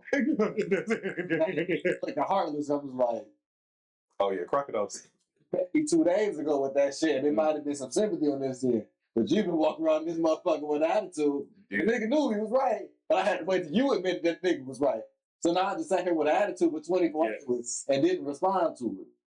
You know what I'm saying? That's true. But some people gotta but in that though, I also gave you grace because I didn't respond to that 25. I didn't come in this bitch. I didn't stomp and slam and do that. But we ain't gonna talk about that though. Yeah. Because I gotta keep being mature, even while you figure out. But to be fair, You right? Do you want to be married? That's how it is. Do you want to be right? Do you want to be married? No. So you chose I want to be married. So I'm not gonna respond to the BS. That's what it is. Y'all applying Keep it a peace. what reasonable doubt was. You gotta It was watch good it. point. No, what I'm saying is, they point was they motherfucking point. That's great. That's fine and dandy. Over here, two things can be true, motherfucker. For us to be married, goddamn, you gotta admit this shit was right here. Because if you don't, I'm looking at you crazy as hell because there's some 2 + 2 shit right here. Oh my God. Some real 2 + 2 shit. And if the shoe was put on the other foot, this same logic would be applicable to me. And since it's you having trouble with that key word accountability. And that's fine. A lot of people do. Yeah. It takes 24 hours.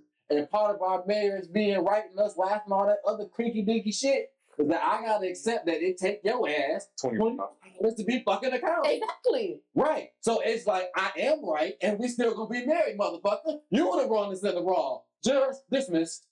I mean, But then that's that staying power though. Because you can sit up and say, yeah, you was wrong, I was right, but we still gonna be married. But you That's the thing. I was working with a fucking show. I'm saying what we're saying is that's the you should it was the difference. Like I'm saying in my scenario. Well, they was fighting. Right, they fight. That's it. But it still applies because it's like you still. Yeah, that's the point. The staying power. That's the thing. Like, okay, I'm right or whatever. You know what I'm saying? You got your emotions, whatever. But hey, you still around. I'm still here. My little ass feet. Go upstairs. Everybody can't take heat. Right. Everybody can't take heat like that. Yeah. I'm sitting right in the fire. Drinking that. What's that little mean nigga drinking the coffee? Drinking coffee and being on fire is crazy. Drinking hot substance and you on fire, crazy. You feel so bad with your lack of accountability. It's pancakes in the morning. So you like, you eating them guilty pancakes. I did that fuck. Yeah. I did that fuck. We I play a cold game. She know. Got an argument, man. And then I still cooked. Served that man his plate. Fork, silver, all that. Went down to his man cave. Served that man his plate and everything. Went back upstairs and sat alone. He came and found me. I'm sorry. I'm sorry. You know, I should have. I chose. Yeah, I was. But yeah, I'm like, that really be good. No, I step back, I look like, dang. But that's biblical, though. It is. That is biblical. They say, like, you both use your, no, it's talking about submission. Cool. No, don't sin when you angry. That's what I was saying. Yeah, and that's really a good point. Yeah. That's why I really try not to act out of anger. I try to, like, because I'm the type of person, in my last relationship, that person needed time to process for a while. But the problem was, that was the issue that I had. Mm-hmm. It was more so they want to communicate that, and they would never come back to it. So if we have an issue, they don't understand that. If we have an issue, I know you're gonna need time, but we never circle back to it. I have to be the one that remember and bring it up. And another situation would happen, and now we're bottling up things, and that's what the issue was. So I give people, like I said, be who you are. I'm gonna respect that, but at the end of the day, it's like some things are some conversations we're gonna have to have. Yeah, you know what I'm saying? Like it is unavoidable. Yeah, and then having a conversation so you can resolve it then and there too. I'm saying, like, and if it's something traumatic that we need to talk about, that I pushed the button that I didn't know I pushed, that should be a part of that conversation too. Yeah. But sometimes you are gonna have to like circle back. You have to be like what you said, like, okay, we can't talk about this, and then maybe a day or two might pass, maybe even a week, where whoever's slamming, barely talking. Oh no, you I mean, everybody different though, but okay, not slamming, but like being about a week. Not slamming, but like being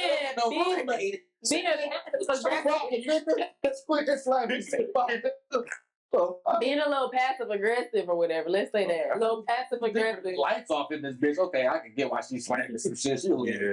Nigga ain't having Listen, a little passive aggressive for maybe like a week or two, and then coming back and saying, "Okay, let's really resolve it so it don't go on any longer." Not slamming. But it kind of remind me of that rule. You can lips and shit off with this motherfucker. Oh yeah, I don't. That rule of let's not go to bed, man. You're gonna echo for a long time. You ain't gonna get no receiving ears. I tell you that much. You can talk to this bitch you want to. No, yeah, I start going selective hearing. Fuse is sitting I'm there. not. Darn, she in there smacking. I'm gonna go ahead and calm down. Okay. The DPD in this bitch. I don't know who the fuck. I'm dead. Ain't no Mickey Mouse in this other. I am weak as hell. No, but that just it goes to that, like, you know, I don't want to go to bed mad or whatever the case. I agree with that. It, you know, whatever y'all have y'all rules in y'all relationship, because everybody different. But I just don't want to carry. That's something you gotta learn, though. It is. It's to learn. Go back to learn behaviors, learn habits. That is something you gotta learn. But I don't want to. I don't know. I just don't want to be mad all the time. I don't want to hold a situation because you're not ready to talk about it. So I have to be the one to emotionally keep things. You know I used to be like that. Do that. I used to be like that too. But what I have learned is, and I feel like God kind of like pushed me through this too. Because like I said, I used to be that type of person. Like as soon as I get upset, okay, I'm done. I'm gone. I really be done and gone. Yeah. You know what I'm saying? But yeah. What I have learned, even through my last relationship, is learning how to sit in my emotions. Exactly. And like really, it's like you don't want to, but sometimes you really do have to sit. And either you gotta be on the end of your processing, or you have to be on that end when that person is processing, and then accept how they process. Mm-hmm. And if it's detrimental to the relationship, then you have to work through that together. Right. But yeah, I have definitely learned how to, or still learning how to sit in my emotions. Cause I'll be the type like, we gotta talk about this right now and get it over. Cause I don't want to sit and I don't want to be mad. And it's like, okay, I'm gonna give you time to process, but let's move. You know what I'm saying? But like, like I learning how to sit through like anger and being sad, upset, irritated, all of that. It's just like, it's gonna happen. You're gonna have to learn how. You can't always react like that, or you can't push somebody else to move on or move. You can't move on as fast as you want to. You know what I'm saying? So yeah, I learned that. For things linger in relationships, even if sometimes y'all resolve it. Like I seen, like in marriages, shit do linger, and it just y'all may have resolved the initial issue, but that person has to do the homework within themselves to kind of like. And that's why I linger. People don't do that. You know, that work, and everything ain't that deep.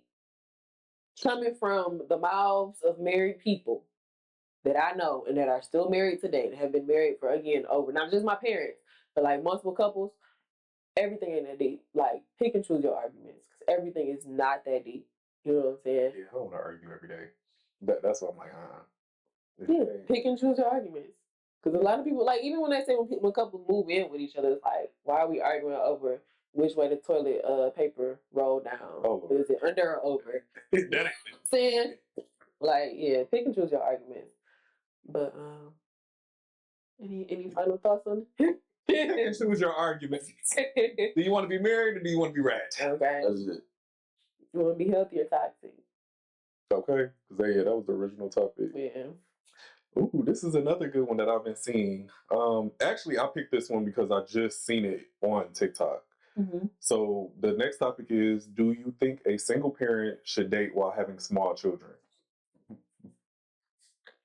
My initial thought, without thinking anything, blind reaction to that question is, why can't they?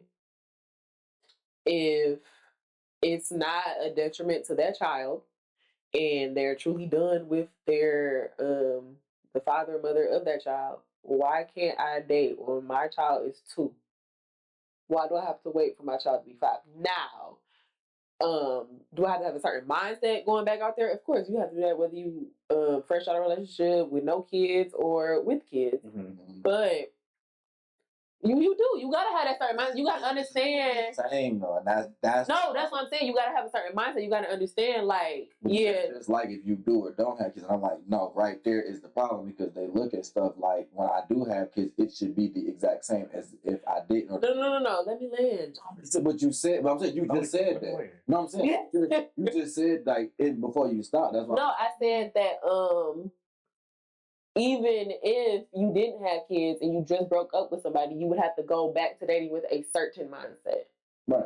Not the same. No, not okay. I didn't want to people. Yeah, okay, that's okay. Yeah, not the same. They're not gonna have the same mindset, of course. But I'm saying like you in a relationship for like let's say 5 years. When you get out of a relationship, you're gonna have to go back in with a certain mindset, but not the same mindset as somebody with kids. That's what I was. But what I'm saying is like you're gonna have to have the mindset of okay, I'm okay with dating with my child being 2, but somebody might be looking at me and saying, yeah, no, that's too young.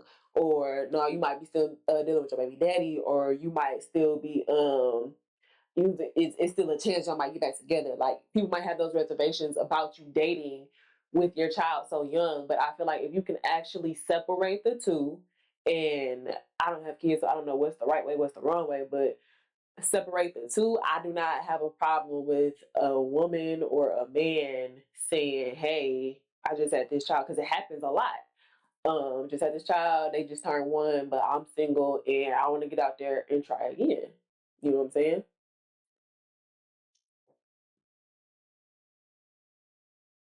Okay, I'm glad I prefaced it like that because I didn't say should a woman. I said should. That's why I said a man or woman. That's why I'm like, I just want to make sure I a man or a woman. That's what I'm like, because a lot of people look at the woman crazy, like exactly. That's gonna have you around the kid, and the man be having the woman around their kid single parent too. So it's like I've witnessed it because I've dated people with kids before, and then. I have a bias. Also, yeah. So I'll go first. I have a bias because of my job. Oh, okay. So it's like I just see stuff differently when it comes to like. I think my natural reaction, my natural thought was, I feel like I would say no, and the main reason being is because I feel like kids are very impressionable and they latch on to people very quickly and they get comfortable with people. And again, I don't know how the relationship, whatever. I'm just going based off of the things that I've seen in my, in my life, or people in my life, cousins, whatever, friends, whatever. I just feel like kids, like I said, kids are very impressionable. They get attached very quickly, and it's just a lot of explaining. That's where my aspect comes from. Is like kids are not, especially like if we use an age like 2, you can't explain why somebody's not here anymore, and they get attached to certain. You know what I'm saying? Like I'm gonna see what it like that, man. That's why. But I'm just saying, like it makes. I was about to be like, you can explain. They're not gonna remember too much. You can explain. Hey, now you can find this little nigga. Mr. Joe had to move away. He moved to California, baby. We ain't gonna see him. Yeah, but okay, let's be real here. Let's be real here. For somebody, because there's certain single parents out there that be recycling. That's what I'm saying. If you're doing it. Yeah, so I'm saying it from that point. I'm not saying it from, she had a situation or he had a situation and now this next person they married and blah, blah, blah, and it was easy to explain. I'm talking about people that like, they be recycling it. Women or, men, whatever. That's what I'm talking about. It's like the revolving door is what becomes a problem because, I think about the kid. Like, ultimately they deserve to have a mother figure or a father figure, whichever, blah, blah, blah. The situation is. That's why I said no. But that don't mean that I'm the one that stamp of approval. I just feel like, naturally, I know kids do get attached quickly. That's just really what it is. Question to the mother and father figure. So are we saying that the actual biological mother or father is not in their child's life anymore? No, you can still have multiple father figures, multiple mother figures. No, that's my point. I'm trying to say, because you said I know that child still needs a mother figure or a father figure. And it's like if I'm dating and I have a 2-year-old son and his dad is in his life, we have a beautiful schedule and everything working out. And this is not always the situation. Right. But even if he come get him on the weekends, he come to little league games or whatever. Mm-hmm. You know what I'm saying? Soccer. He see his dad a lot, or he know his dad's side of the family a lot. So what does a father figure matter if he actually has his biological father in his life? Because depending on the party. If you're a woman, 9 times out of 10, the kid is with you. So having a man, if y'all are, solid, he's going to be in that household. Mm-hmm. And that's the point. He's going to be around him majority of the time versus his father, his actual biological father. So that's why I feel like that scenario, that's more so important. But you were saying it as if, like, yeah, if he goes away, then he loses his father figure. That's why I'm like, no, wait. I'm saying that's why I said when you asked the question, I was like, they can have multiple mother figures, multiple father figures.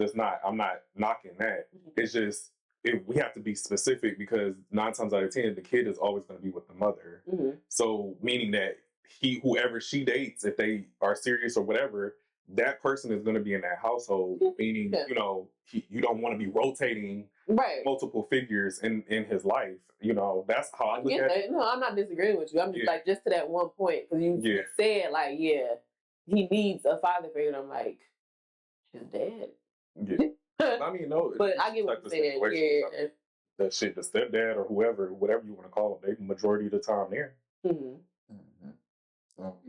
For me, I'm not gonna say yay or nay they should, but I think for your point, because you said children, which kind of played a different part for me. So like if they that young and you got children, I usually say if you recognize that they under 5. So if you got multiple children under 5, I just look at you differently. Like in a sense, so I probably would say that you shouldn't. Just because, like, even, okay, I get some credit, like, if you was dating nigga, he died or some shit like that. Now, for me, type of nigga I didn't die.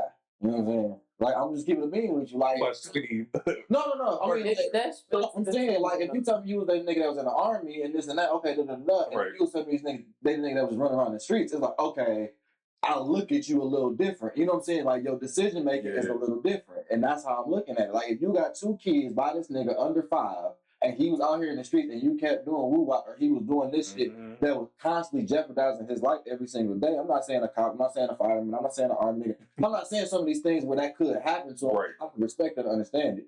But just some willy-nilly or, oh, he got life because he did 50,000 B&Es and shit, like whatever the fuck it is, I can't really fuck with it. I'm going to look at it differently. Right. And like I said, with the bias of my job, all these scenarios sound phenomenal. They sound great, y'all. That ain't what the fuck going on out here. Like, for real. So it's like, for me, no, like, you shouldn't be. You probably need to get your shit together and have some type of stability. Or at least if you coming out and dating, it's acknowledging that shit. Because a lot of times when I hear people dating with kids on both ends, they dating marketing themselves. You not marketing that you got kids or that you got this. You marketing That's a fair point. People come fuck with you, and then you treating your kid like it's a secret to the world. So part of our development, our relationship is me revealing I have a child. Nigga, was you fucking and all? Bitch, was you fucking or not? Like, you know what I'm saying? Like, if we kicking it, and I done fucked chicks in 2 weeks. So if I see your C-section, bitch, and I didn't see no kid, I'm gonna ask some questions. Like, no, being for real. No, I know you being honest. It's just the C-section part. That's what I'm saying. But you being honest. As a nigga who been out here, I've dated chicks who be like, we kicking it. And they know they want me to come back. Yeah. This, that, and the third. Yeah. The kids at grandma's house. You know what I'm saying? Okay, well, what's going on? Because it's like, now you could have been, let this and that be known. I mean, that's now, this shit cracking your shit, you got a C-section shit. So it's not nothing wrong. Real niggas know. No, we just laughing because it was. Because they get into that and we ain't here doing it. It's made me look at this like, damn, well, how many niggas that came in this bitch, you done cracked and took the kids to grandma's house? How I know that baby number 2 was because you had a nigga come through and you had baby number 1 at grandma's house. And like, I know I ain't put this motherfucker on. So it's like, bitch, I can't say I'm no nigga that didn't. Yeah. You came here, you saw me right off the couch. I'm looking at this nigga Cheerio. So it's like, make it make sense to me. But real shit, because people date like that. And a lot of times we hear the ain't shit nigga to this and that. And I'm like, oh, bro, like, majority of the time, it be this. Majority of the time, you don't want the nigga in the kid, like, because you got some other vendetta against the nigga. That's the reality of what the fuck going on. You know what I'm saying? So it's like, do I say date? Yeah, if you honest.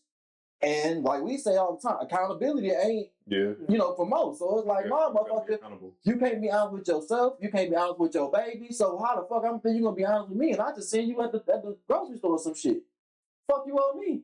So then I'm also wrong as a nigga. I'm like, yo, you got kids. I don't want to be bothered with all that drama. Like you said, I gotta be in there with this and that. That's assuming the baby daddy. Hey, look, I just want to fuck. Oh my god, just want to fuck me. He was like, look.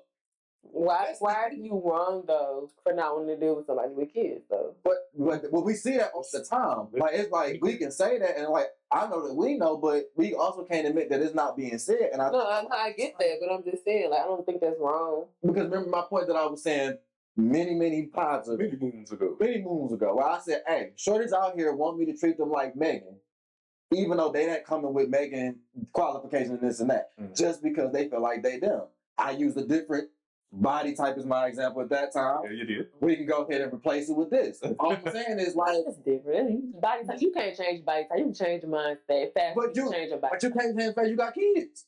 So just admit it. But that's what I'm saying. Just replace it. So it's like it's the same thing where it's like you got 2 kids, but you approaching it the same way Maegan would and expecting me to do this, that right here. So hypothetically, go out of town and go to this spot. Cool. Me and Maegan could have did that. It happened this hang out with all these extracurriculars. But now you want me to do that with you and these 2 motherfuckers and this and that and just on GP because you. And it's like, don't get me wrong, a pretty girl, cool personality, but we gotta address that like we coming in these with a different deck of cards. That's all I be saying to motherfuckers. You know, but that's what I meant when I said like you can date early, even if you got 2 kids under 5. I feel like you can date. That's why I said like the mindset you gotta have is that everybody's not gonna accept that. That okay, you got 2 kids. Everybody's not gonna deal with that. To be honest, you got 2 kids, and you gotta understand that it's just not gonna be the same as dating before you got 2 kids, or before you even had 1 kid. Like you really just gotta come and I don't know too many women hiding their kids, but my friends different. Like they post their kids and everything like that too. Even the people that's not pregnant, people we went to high school with, they all show like their pregnancy and stuff like that. I don't know too many women that hide their kids. Maybe they hide their kids' face, but and I'm not saying it don't happen. But yeah, so like agreeing to like what you said, not taking away from it. That's why I said I feel like you gotta have a certain mindset for it because you have to come back in knowing that people are not going to accept that and then being okay with it. But on the other end, like I said, I don't know too many people that hide their kids. I know a lot of men that hide their kids.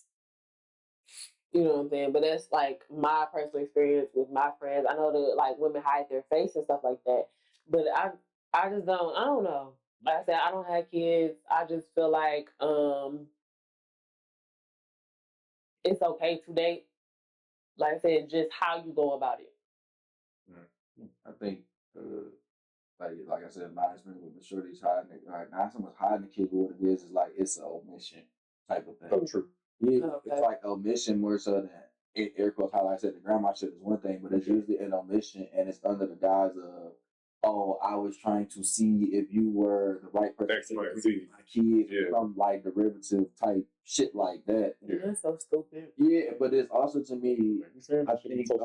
No, it's true though. Like I think shorties struggle accepting their circumstances too, and I think that's part of the issue is like how these kids came about. Is like you usually sometimes are upset about like whatever went on with the past dude or like the day to day of you haven't experienced these kids. So a lot of times it's looking to get this help or why am I being punished basically for having kids? And it's not like that you're being punished.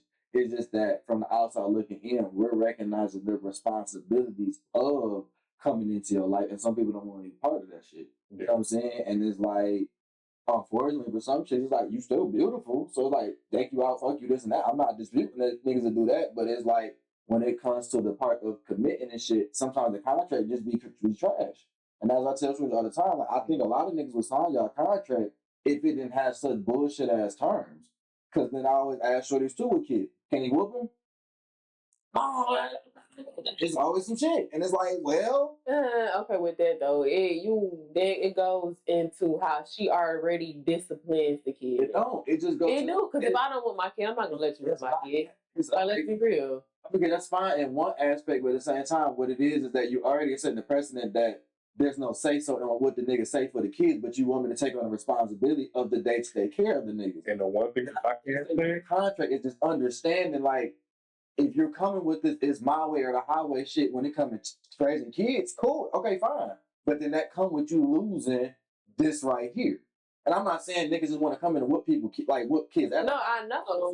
No, but that's a good point. That's what I was going to say. You just ask shorties that in general, and it usually is a no, and it clearly showed me that you haven't thought about what that looked like for somebody coming into your life. You just wanted to be your way or the highway, which, okay, fine, but then that limits you to this and that. You know what I'm saying? Because a nigga like me, I'm not going to sign up for that. Mm-hmm. Like, there has to be some level of discussion raising these kids, because you can't just say that you're right all the time. That's going to spit off into our relationship. It can't not. If you think you right every single day, raising children is something that you've never done before, when you come over to me, this about to be a shit show. But, okay. Hey, And I'm again not disagreeing with you, just kind of trying to see where you're coming from, because it's like, no, I've never raised kids before. This is my first child, my first, 2 kids, raising kids. So no, I'm not going to know everything. But you don't have kids at all. So how are you even going to tell me what's best for me and my kids? Hold on. But no, I'm just saying, like, I'm throwing something out there. Yeah. How?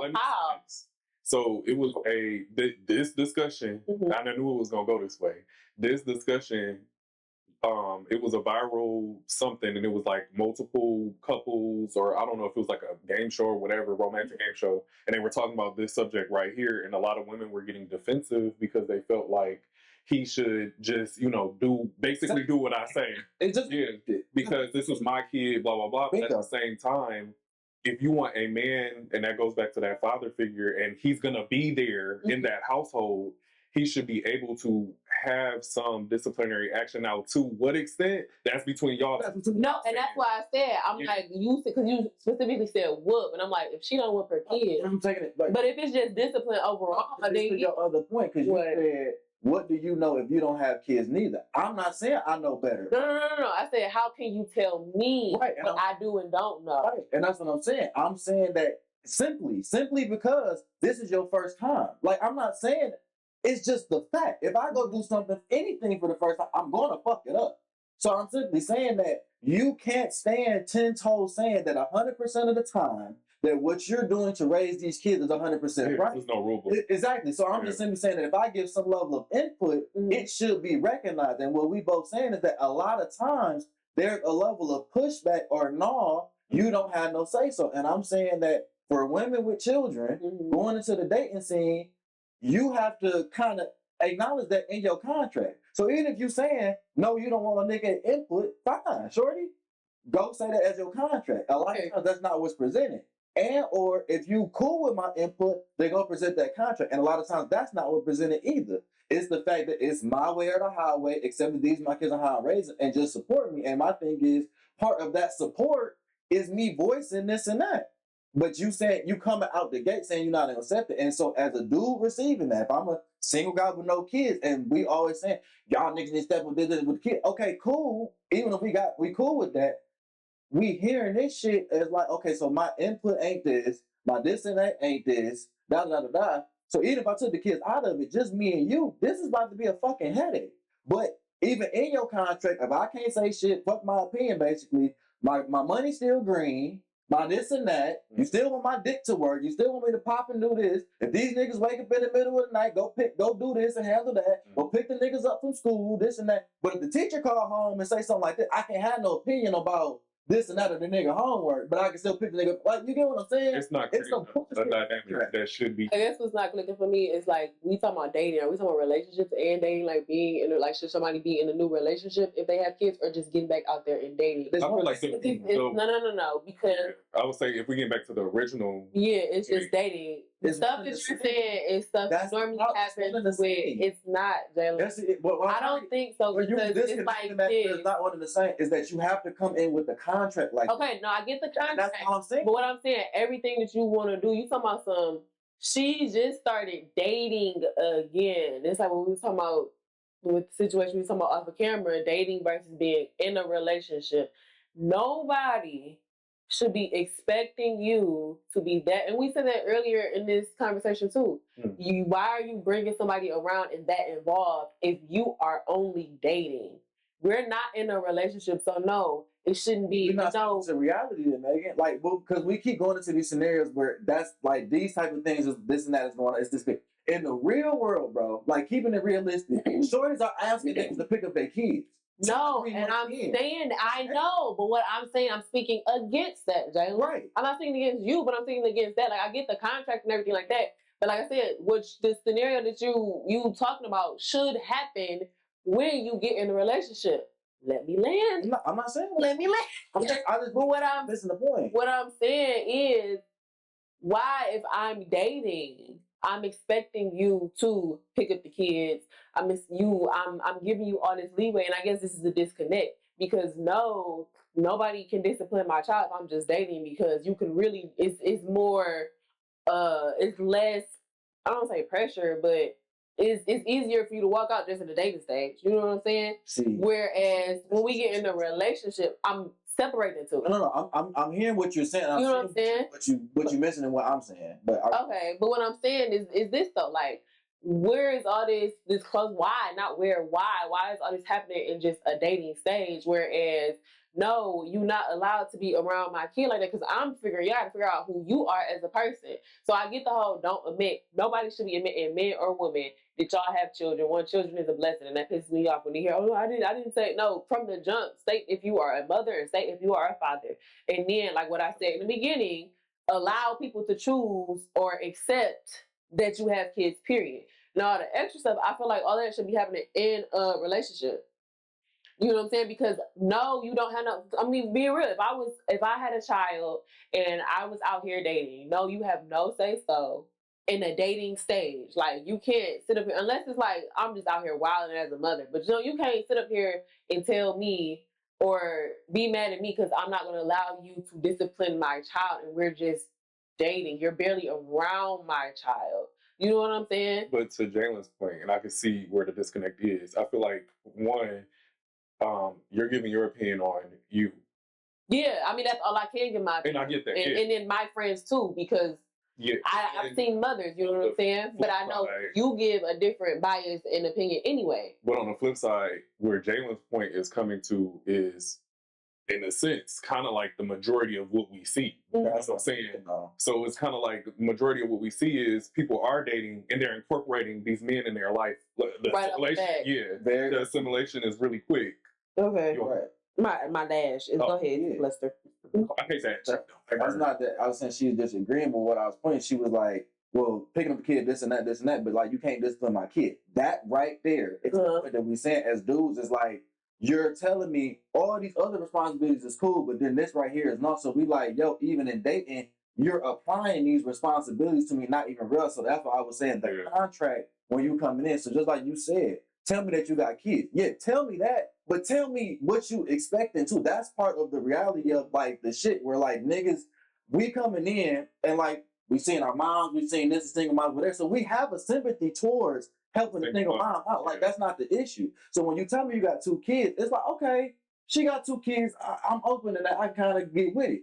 Now, as we're dating and we talking, now you telling me this and that about the kid. Oh no, ain't no nigga gonna do this. Ain't no nigga gonna, hey, can you help me out with this? Hey, when you come over, can you come pick up? And it's like I'm saying that this happens on a very frequent routine basis. And it's like, as a nigga looking, we like, wait a minute. So you told me you did have the 2 kids, but all the shit that you expected with you having 2 kids is now getting alluded to me. So then when I leave, I'm bouncing like, okay, like you said, if that ain't right for you, but now we really 3 months in because of how you provided this information. So then when I bounce, it's like, oh, niggas leaving because I got kids, nigga. It's like, no, niggas is leaving because of your contract. Your contract is shit. We might be too cool with the 2 kids if the contract was this. If you was like, yo, I get that this and that with my kids, while I date, I kind of don't even introduce my kids to niggas. But over time, this and that, okay, cool. And I'm not disputing that there aren't women that don't have that outlook on shit. My mom's had that outlook on shit. But like you were saying, the majority is not like that. Even when my mom was raising me and she looked at her counterparts, why the fuck, how the fuck, this and that, I wouldn't do with my son. Exactly. So when she looking at the girls nowadays, she like, how the fuck, why the fuck, this and that. I'm like, yeah, mom, this is why. Like when my grandma got arrested, so it was a lot. I was trying to explain to her some of this shit going on in the dating scene or what we seeing. She couldn't fathom what I was saying. Like she literally couldn't fathom. Like, no, Jalen, like, well, men, they leave their kids on. I'm like, no, Granny, like, I'm in a gig and these are the stats. Like, I'm looking at statistical shit where it's like, nah, these niggas ain't out here doing this shit like this. And so then when I also see shorties complaining about this, that, and ain't nobody dating, it's like, okay, so is this the statistics I'm looking at right here? Where it's basically saying it's like 64 point whatever to 30 point whatever gender-wise. And then shorty saying this. It's like, okay, so if you can't find a nigga that's paired with this and this is what's going on case-wise, your contract got to be shitty for nobody to sign up for your team. That's the only logical breakdown I can get. You know what I'm saying? It can't just always be, ain't nobody fucking with the single mama shit. It's not that. Like, even I was open to it. Yeah. I mean, it's a piece of it, but it's not the major piece. I feel like and I want to say this too. I feel like women that do have kids, stop saying, because I heard this a lot on social media, stop saying that people that don't want to deal with y'all are not real men. Yep. because I feel like that is very disrespectful. And just because a man has a preference and saying, you know what, I don't want to deal with you. You're, like you said, you're a good woman, whatever the case may be, but I want to start my own family with somebody, and I want to have that experience to do so. That doesn't mean that they're not a real man. I feel like women need to stop saying that. There are single mothers. You know, I feel like, and like you said, when you mentioned your mom, my mom is the same way. She never brought home a man at all unless she was sure. And she did disclose that she did have kids, and most of the men that she dated had kids. So, and I'm not saying that don't only date, you know, single parents should only date other single parents. I'm just saying, like, we all have said, disclose the information, give out what Jalen will call your contract, and say, if you do expect a man to soon father your children, explain to them how that looks, so y'all can have that conversation early instead of slamming it on the table when he didn't try to do something, and all of a sudden it's like, well, shit, I don't want you to discipline my son or daughter like this. You know, I feel like that's important conversations that need to happen. But I wanted to say that because that shit is because before I got my current relationship, right? It was a chick I was talking to, had 2 kids and stuff like that, right? She straight up, and if I'm in my early 20s, right? She was a little bit younger than me. She already had 2 kids, right? She telling me she not having no more kids, right? So it's like, basically, imagine the contract you presenting me, right? It's basically saying, because you're so fucking pretty, that I will sign up for this. Because you telling me you're not gonna have another kid with me. It's gonna be this and that. I gotta raise your 2 kids and then basically be happy that this is gonna be my life. And it's all based on the premise of just how physically attractive you are. You haven't told me anything else. This is just the contract that you're going out to the world with. And so when I started fucking with her, she couldn't understand. I'm like, yo, from my long-term goal, is basically you telling me in my early 20s to sign up and step into a four-person household that I would have to be the helm of early on. I can't have no kids, so this is about to be the game plan for the next umpteen years, all off the premise of, oh my God, you just so fine right now, today. Like, I don't think it's off the premise of that, though. I think it's like with anybody, like, regardless if they have kids or not, you signing the contract regardless. Like, even y'all told me that with my last relationship. Whatever comes with that person comes with that person.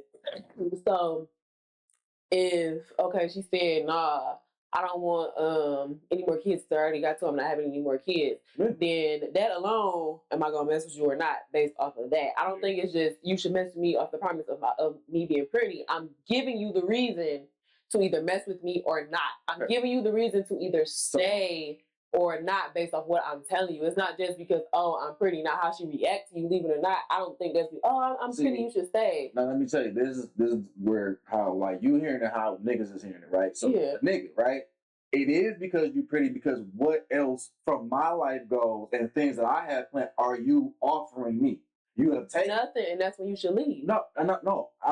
You skip past the decision making point. I'm saying your contract, what you're presenting, is your only selling point is that you're pretty, based off what you're presenting. That's what I'm saying. So, like, how a dude is perceiving, I can say yes. That's not the discussion. Like, whether he say yes, no.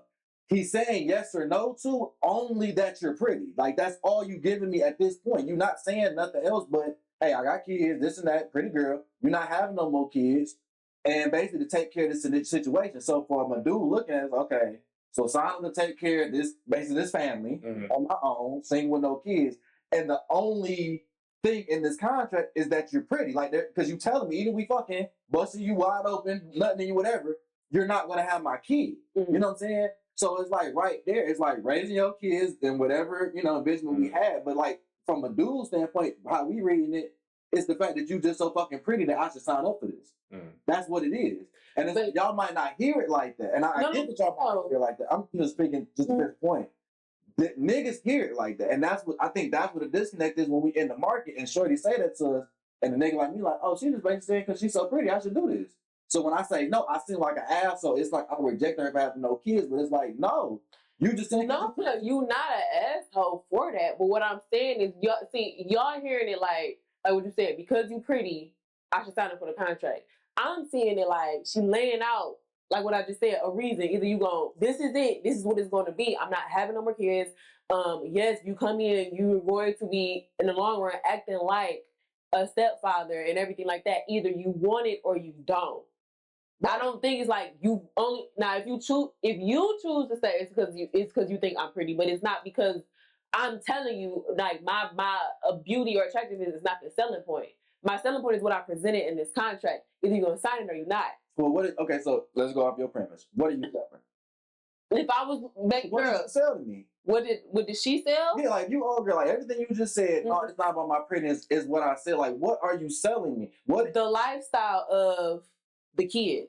You coming in, and if you're gonna be with me, you're gonna be with my kids, and whatever else you said that she told you, that's what she's selling. That's what she's right there for shorties. When they sitting at home by themselves and they just broke that shit down how you did, that's what they basically, because they hearing it like they're giving me a benefit. No.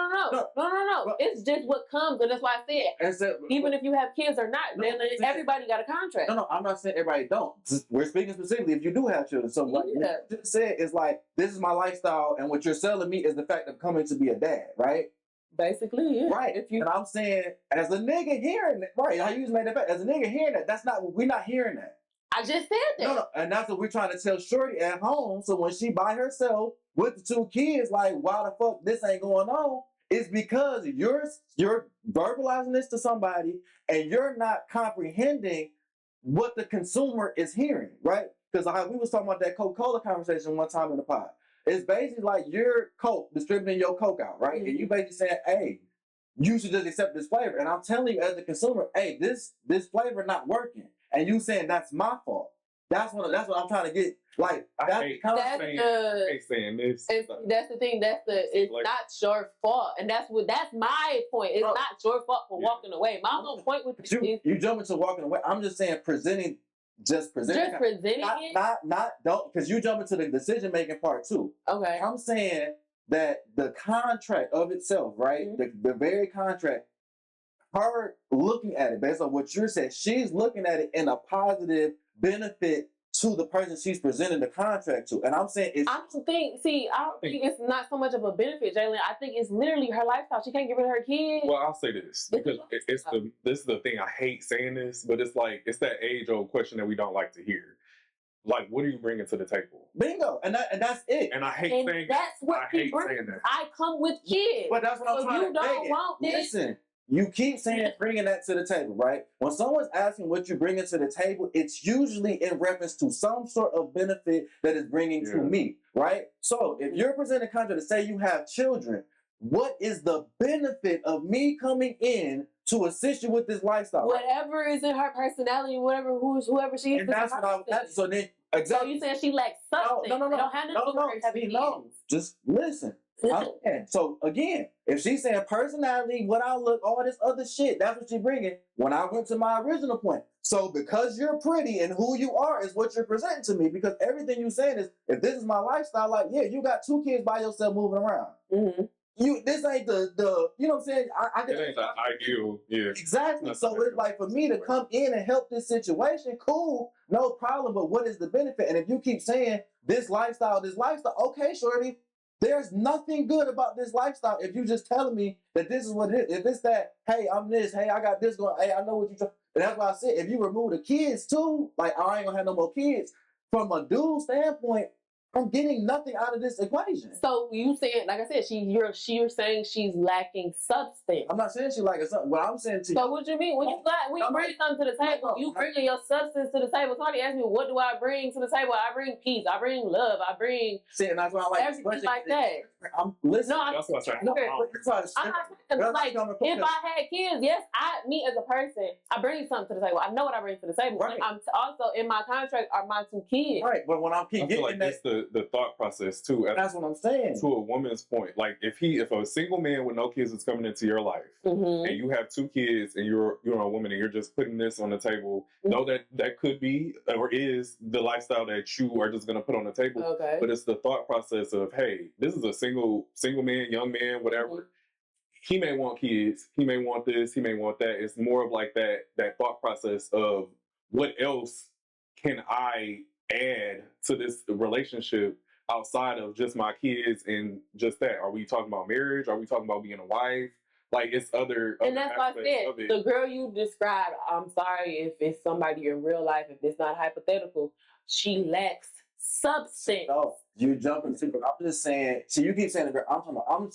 I took any girl in that I'm not saying. She likes substance. I'm sorry. Hey, cool. Maegan, I'm responding. All I'm responding to is what you presented originally, what you said. Hey, these are my kids. This is my lifestyle. Mm-hmm. Damn all the substance, this and that shit. I'm saying, if I'm sitting across from a bitch at the table and she's saying, this is what it is right here, I'm going to look at that bitch like she got shit on her shirt, because you are not realistically acknowledging your circumstance and are presenting it to me, how I always say, like it was Maegan. That's what I'm saying, because at the same time, if I sit across from Maegan, right, and you don't have no kids, what are you selling me on? Your personality, your looks, and all these other characteristics. So if you're a shorty coming with 2 kids, right, this is not an added bonus for me. These are 2 negative things. So what the fuck are you bringing that makes this more worthwhile than going to Maegan, who don't have kids, who you basically are saying you're going to present the same shit on the table to me? That's what I'm saying. As a dude, what is the benefit? And it's like, it can't just be my lifestyle, because this shit look like a shit show. And that's what a lot of niggas be coming at it, looking at like, yo, you got these 2 kids, and like the ramifications of raising children, I don't think is prioritized or understood for real. It's like, yeah, shorty, you tell me to come in here and deal with this aspect of you having 2 kids. And like I added the caveat of you saying, we can't have kids, so then I have to then, as a single dude with no kids, sacrifice the lifestyle or the envisionment of lineage to deal with you. And the most that you can tell me is your personality and basically how the fuck you look. Like, shorties, y'all have to sit down and just acknowledge and accept that shit. And especially if we talking about 2 motherfuckers under 5. Because then I can't disregard your decision making. Like, just being real with it. Like, motherfucker, if you fuck these 2 niggas or this one nigga and got these 2, why ain't this nigga here? I'm going to ask that question. So it's like, it's all these different things. And if I'm getting answers to these questions, and the most that you can tell me is that these are my 2 kids, this is my lifestyle, shorty, you're doomed. Until these niggas are 18. Yeah. And that's just the fact of the nature. That's why when I mentioned that, well, when y'all had that conversation that got brought up, it literally brought up that TikTok that I seen. I don't know what show it was, but they were talking about this, and it was so heated because it was women sitting there saying that, you know, I had these kids at 25, as example. I'm 40 something, and you're gonna crucify me on what you said, the decision making that I made when I'm 40, and it's like, yes. It's a yes, but I feel like that shouldn't even been brought up, because kids are forever. Like, you know what I'm saying? Like, that's not something that you could just be like, this is a mistake. Like you said, kids are a blessing. So if you have these kids, you have to understand that it is going to be men that do not want that. And that's why I said earlier, you can't say that a real man is going to be here and take care of my kids. It's not a real man that's going to be there and take care of your kids. It's a man that is okay with that contract. Or what? Yeah. I started the conversation saying that when you get back out there and start dating, you have to accept that people will not accept your situation. But that's why I said, just don't bash men that are good men that do want that lifestyle, but they want to experience it with a woman that does. And I agree with that 100%. That's all I was saying. It's vice versa too. Yeah, it's vice versa too, because it's like we, as single women, we get bashed in different ways though. It's like, oh, you don't want a nigga with kids. You out here, you single for a reason. You this, you that. Oh, your degrees and your career ain't gonna keep you warm at night. I mean, in a way, they pay my bills, my heat on. But things can be true. Things definitely can be true. But I'm saying, like, we get bashed in that way, and it's just like, okay, dang, we get bashed because we single with no kids. But if we had kids, and oh well, you know, we got to deal with it, and it's just like, okay, I get it. It's on both ends. My whole thing is like what I said from the beginning. Understanding everybody's not going to be accepting of that. And that's why every time you brought that up, I'm like, you have the option to leave. Because just like how y'all on the end of women saying, oh, you're not a real man, which I don't agree with that at all. If you don't step up for somebody else's kids, I feel like on our end, it's like, why come around, or not on my end, I don't have kids, but from what I've seen from the women that ain't shit, from my friends that are great mothers that are single, it's like you came around, you was messing with them, you wasted their time because you knew from the jump you didn't want to sign up for the contract. You know what I'm saying? So yeah, if like the premise is, oh, I mess with me because I'm pretty, you still have that option to walk away. You do not have to keep cracking baby girl just because she's pretty. You do not have to keep messing with baby girl just because she's pretty. You don't have to, I ain't want to hurt her feelings. You know, she's a single mom. Da, da, da, da. Man, it's single moms make shit shake all the time. So no, you're not gonna hurt her feelings just because you don't want to mess with her or you don't want that emotional stuff on the back. Okay, something you see that's not benefiting you. So that's just like my whole point. It's like, okay, yeah, I got kids and no, I don't want to discipline them. Or me and their father had an agreement. And that's why I kind of like push back when you like father figuring, oh, I can't. There are single women that the father is still a big role in their life. Yes, the even when they married, the mother is gonna be with the baby more often. I mean, that's just how society is. You know what I'm saying? Unless like she's sick or something, you know what I'm saying? But it's like it's it's just I mean I don't get I try to stay out of people's business that I just can't speak on 100% because I don't have kids. But it's just like you got the option to walk away. That's all I'm saying. You got the option to not sign up for the contract. You got the option to look at baby girl and say, you don't bring me nothing to the table or whatever. Just like on the end of it, even like if I'm dating somebody with kids, I got the option to walk away. I got the option to do this or whatever. If I had kids, I'm not going to bash a man, or you shouldn't be bashing a man because, oh, he's not stepping up. At the same time, you shouldn't be looking down at baby girl like, oh, yeah, this contract, da, da, da. That's just not your lifestyle. That's not what you meant for. So no, it's not gonna look right to somebody that don't want that. Yeah. Period. I mean, now I think that's what it is. Like if you don't want it, it's not gonna look right. Like with Jalen is, I feel like that's the point. It's a lesson part. It's like know what you're advertising. That's what I'm saying. That's what it is. It's a lesson. Like we're just the whole point is the guide. It's like that's the lesson aspect of it is know what you're advertising, know what you truly want, and understand your situation to a T. That's really what I feel like the whole premise of the back and forth was. Piss poor advertising. Yeah. They have really piss poor advertising and they get mad when niggas think it's a used car dealership. It's like, motherfucking, you advertising the wrong way. If you sell a Cadillac, put a Cadillac on. So what would be a good way to advertise that? I mean, like I said, because my whole thing is like, if you don't want it, it's not gonna sound good regardless. You keep saying it as if you're just selling the lifestyle. What I'm trying to get to is like there is more to it than that. Okay, and like, that's the thing. You as the person who has the kids, man, woman, blue, black, I don't give a fuck. Sit down. Acknowledge what you want, what you looking for. Acknowledge what society look like with these kids. How it look like going out here. If you know you work in motherfucking Foot Locker and you get 30 hours a week and you got 2 kids, what your life look like? And go out here into the dating market and present that. And a lot of people don't. Like you said, a lot of motherfuckers is shaming shit. You going online saying this. A lot of motherfuckers, it's like it's a lot of overlapping statistics and shit that I don't get on. So it's like, yeah, a lot of motherfuckers overweight too. And so it's like a lot of shit that, I'm saying, and a lot of people don't have the degree. A lot of people don't have it. So if you don't have the degrees, you don't got this, so a lot of people's underpaid, overweight, this and that. And so it's like, it's a lot of factors. So it's like, yeah, your contract look like this. And it's not to say that niggas won't sign a contract, but a lot of times you're not presenting all the fine print, all of this, all of that. Same thing with the niggas. It's like you want a shorty to come in that's going to do this, but in saying that you want a shorty to come and help you with your kids, you also want a shorty that can cook, they can this, they want to rub your shoulders and this and that, that still want to fuck, that might still want to have kids and shit like that. Well, you might get a shorty that don't want to have kids, but she could be a stepmama. You see what I'm saying? But it's like niggas not, and bitches not presenting a contract like that. Yeah, everybody's not. I don't give a fuck about if you sign it or not. It's the fact, or how are you getting mad when niggas is leaving when you didn't advertise it right?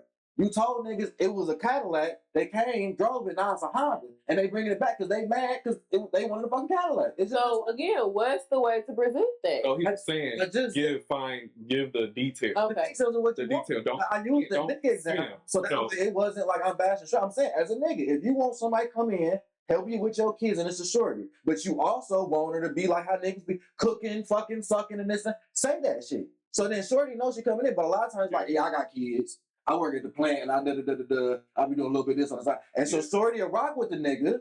And then as time go on, what you doing talking to my daughter like that? No, I don't let nobody do her hair like that. But you've been over the nigga crib and slept over about 2 weeks in a row. So then now you getting this information as time go on. And I'm saying for the nigga from the dude getting the women contract, that's the shit that we get a lot of times. It's like, I'm cool with you with the one kid, and you saying this and that, everything hunky-dory. But as time is going on, now you're presenting the fine print. Now this and that because you didn't advertise that. And it's not like it's a true piece of paper to where like me as a nigga. That's why I said I can't just stood up and read it. Exactly. That's why I kept disregarding the yes or no, because I'm like, I'm not at that point yet. I'm just simply saying the advertising point and how you getting niggas in the door. Right. So it's like, yeah, you got me in the door because you said you was selling Cadillacs. Cool. Or omitting that you have the Cadillac. Exactly. And that's what I'm saying. Because like I might be cool with the kid, but I'm cool with the kid, meaning the Cadillac, meaning but I need the leather seats, the heated this, the this and that. And you saying, oh yeah, we got that over here, but that ain't your model. You get what I'm saying? Like, and that's the point that I'm making. Like, you are not advertising, or you're not saying the fine print, because a lot of niggas would sign up for shit if it was the true fine print. But when we find out later on, it's like, well, no, this ain't the contract I signed. Yeah, that's all I be saying. You can't discipline my child. You can't do this. You can't do that. And it's just like, okay, so what am I really doing with your kid besides taking them to school and raising them? And it's like, and that's fine if that's what you present, and the nigga sign up for. But when you present it later on, and all the nigga looking at his list of responsibilities, like, okay, this kind of some bullshit. And like you said, when the nigga leave and step out of that, now he gets shamed on being a real man, but they not speaking to your contract was bullshit when you presented it. When I went and, but just to close it out for that point, it's like, yeah, like to me, people don't advertise the right fucking way. Like they present it and just say take it or leave it, and then when they get mad when it comes to people walking past, they stand.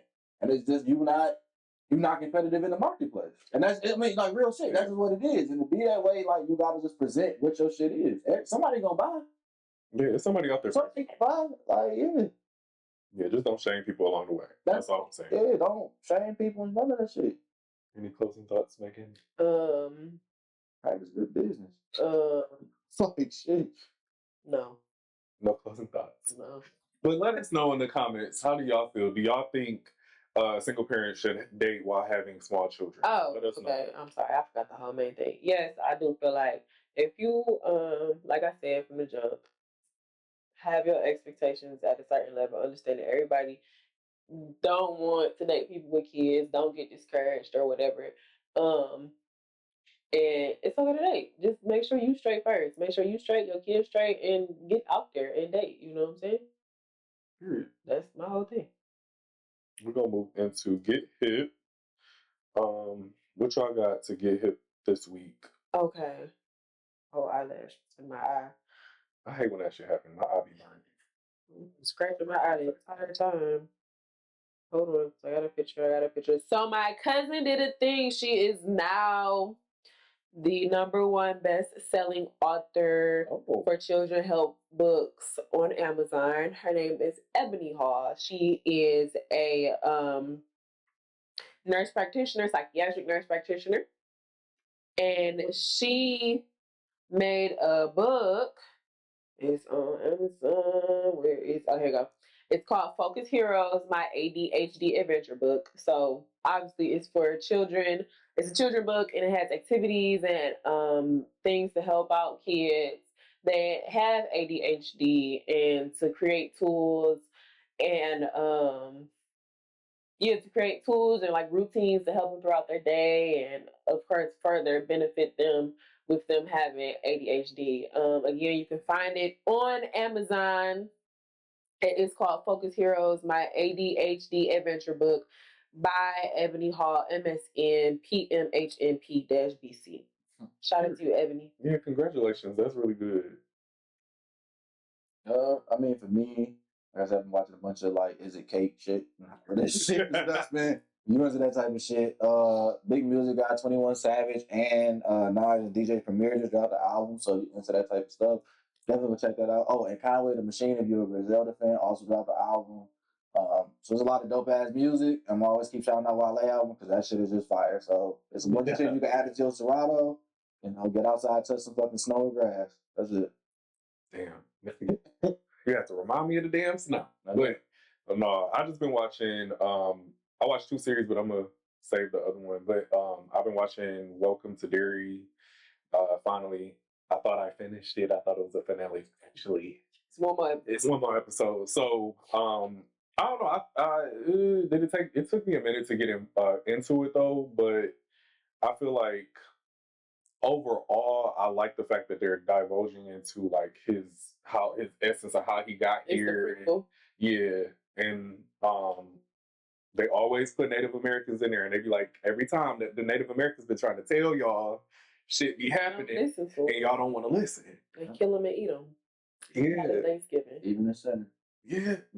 That's what I'm saying. Like, and the thing about it is, as Black people, we get it.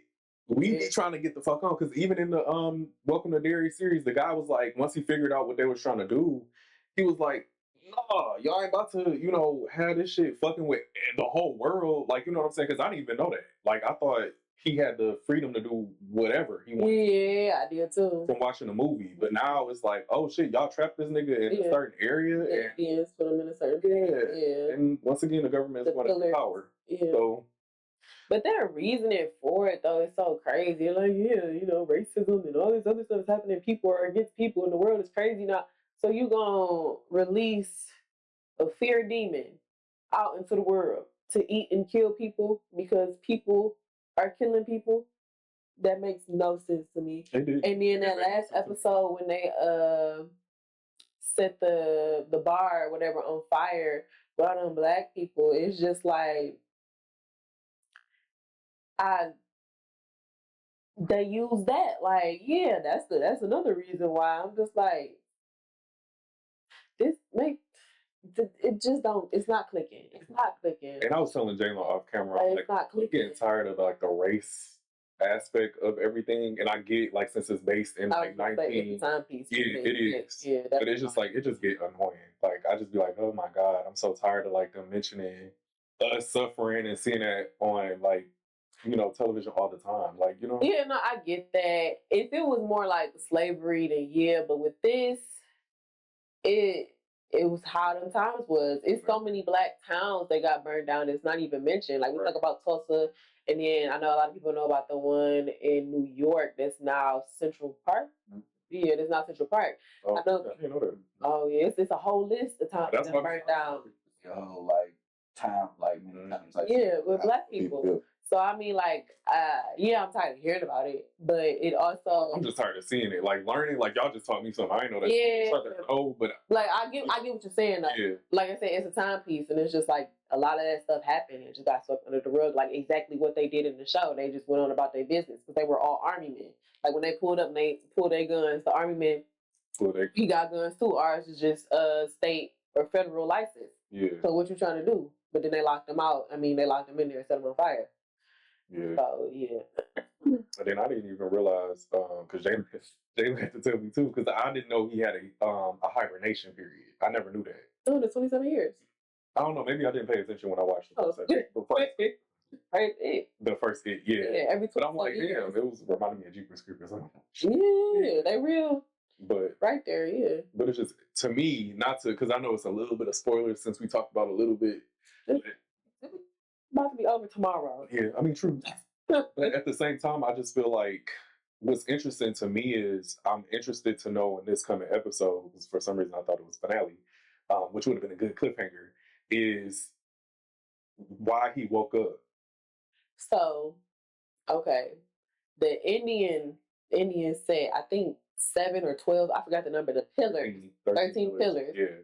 And what the government has been doing in Derry is slowly removing and melting down the pillars. So that one pillar that he was at, it's like he rests to get, I guess it was he rests to get his energy or whatever, because he did the feast at the speakeasy or whatever. Yeah. But because that's gone, it's like, I'm free. So whatever spell they set is now broken. Mm. You know what I'm saying? So it's like, I got free will to go harder now because that's a way. But what I guess my question would be is like, if he has to hibernate, that's what kind of throws me off. Is like, if this was his final feast that they said. I don't think that was his final feast. Oh, okay. Personally, I don't know. I don't know if somebody on the internet was like, yeah, that was his final feast. I think people are saying that because of what all happened at that bar. No, there was the Native Americans when they had that meeting. They kept saying like he has one grand final feast, and which made sense because they burned that castle. So many people died, and he was there. Only seen him eat 2-3 people though. Yeah, but. Well, I don't know if they use that as like he was there, like he was demolishing whatever and he ate that white guy. Yeah, that was like number 3. It was like, So I was just kind of like, okay, and then they referenced too that, like I'm learning too, that last pillar, the 13th pillar, was in a turtle shell, which is symbolically linked to Maureen, the turtle god. Yeah. So I didn't know if that was an aspect of it too, like that was a big major pillar that they knocked out, or I think so, but also you gotta remember, what's her name? Lily, the one that be in a psych hospital. The girl, she got that thing. Remember, she was in a tunnel where they was under in the pipes or whatever. Oh, the one that they were trying to attack. Yeah, and he was scared of that. That's when they found out he was scared of that. Yeah, because that Indian guy had it. So I personally do not think that was his final feast. I think because, like I said, of what happened at the thing, they think that he was the reason behind that. I don't think. Well, obviously, he was not the reason behind that. They was looking for baby Ronnie's father. It was just that he showed up there because it was old girl's daughter brought him there. Old girl's daughter. The original, the person he took over, daughter. Oh yeah, here's brought him there. So I think that's why everybody was like, "Oh, I heard about it on the news," and it's so bad. Gotcha. They're equating it to it instead of actual racism. Gotcha. When really it was the dude that got fired, the chief that got fired. Yeah. He's going after him, and then somebody was like, "Oh yeah, I got a tip from somebody that he's at the speakeasy or whatever." The white woman that he was having an affair with, which is his quote unquote his child, basically. Whose child? Its child, because he took over. That's what I'm saying. So I'm like, he was having an affair with her, and then she tipped the what's the name off. Yeah. And then that's when they came, and then I think the Indians heard about it because they made the announcement on the news the next day. Yeah. I think the Indians was like, okay, he had his final feast. All the people were dead. Yeah. No, they were burnt alive. Gotcha. Yeah, like I said, it only killed that one black woman that was reaching out for him, and then, which is crazy. Like, there was no clown in that bar, and now everything on fire, and you reaching out for a clown. You not looking like either I'm delusional or there's some crazy stuff. Yeah, because I'd be running. Yeah. A random clown popped up, get fired. Man, kill old boy too. Who? The kid that was holding. He was saving a girl. I'm like, why wouldn't he just go after the kid if the kids are more tantalizing to him? Well, you got to think about this too. He wasn't scared. That was the thing too. I forgot. I don't think he ever was scared of it, and I think a lot of people are overlooking that because everybody's so like him dying. I was I cried. I was mad. All the emotions, but I don't think he was ever scared. One, because he always talk about his T.O. that, talk about the spiritual stuff. Like, I think, like, he just was never really scared for real. And then on top of that, people were like, yeah, I would rather him. I mean, he went out like a true knight, as he said. Yeah. But, like I said, I don't think he was ever really scared of it. And I don't think he would have went out how people thought he would have went out. Gotcha. Like being ripped to shreds, he wouldn't have went out like that. No, he would have. They hit him with the deadlights for sure. Yeah, he would have hit him with the deadlights, or he would have been that one that tried to kill it for real. Yeah. Because if he sat there and burned to death, or had his lungs explode because of the air and suit and stuff, it was touching him. I be feeling like if you're not afraid, from what I've seen in the movies too, and I'm wrapping up, y'all. Sorry. When you're not afraid of death, I think that's the only way he can hit you is with the deadlights, low key, because he's expecting you to be scared enough for him to feast on you. Because even in, I think it was the first movie, and he was playing with that one kid, and he was acting like he was about to eat his arm, and he was trying to get him feared up. It was just weird, that they weren't. I don't think it's being afraid of death. I think it's fear, period, with it. I mean, we all got something to fear. Because he shows them their fears. And if you're not scared, to die, then okay, but you might be scared of spiders.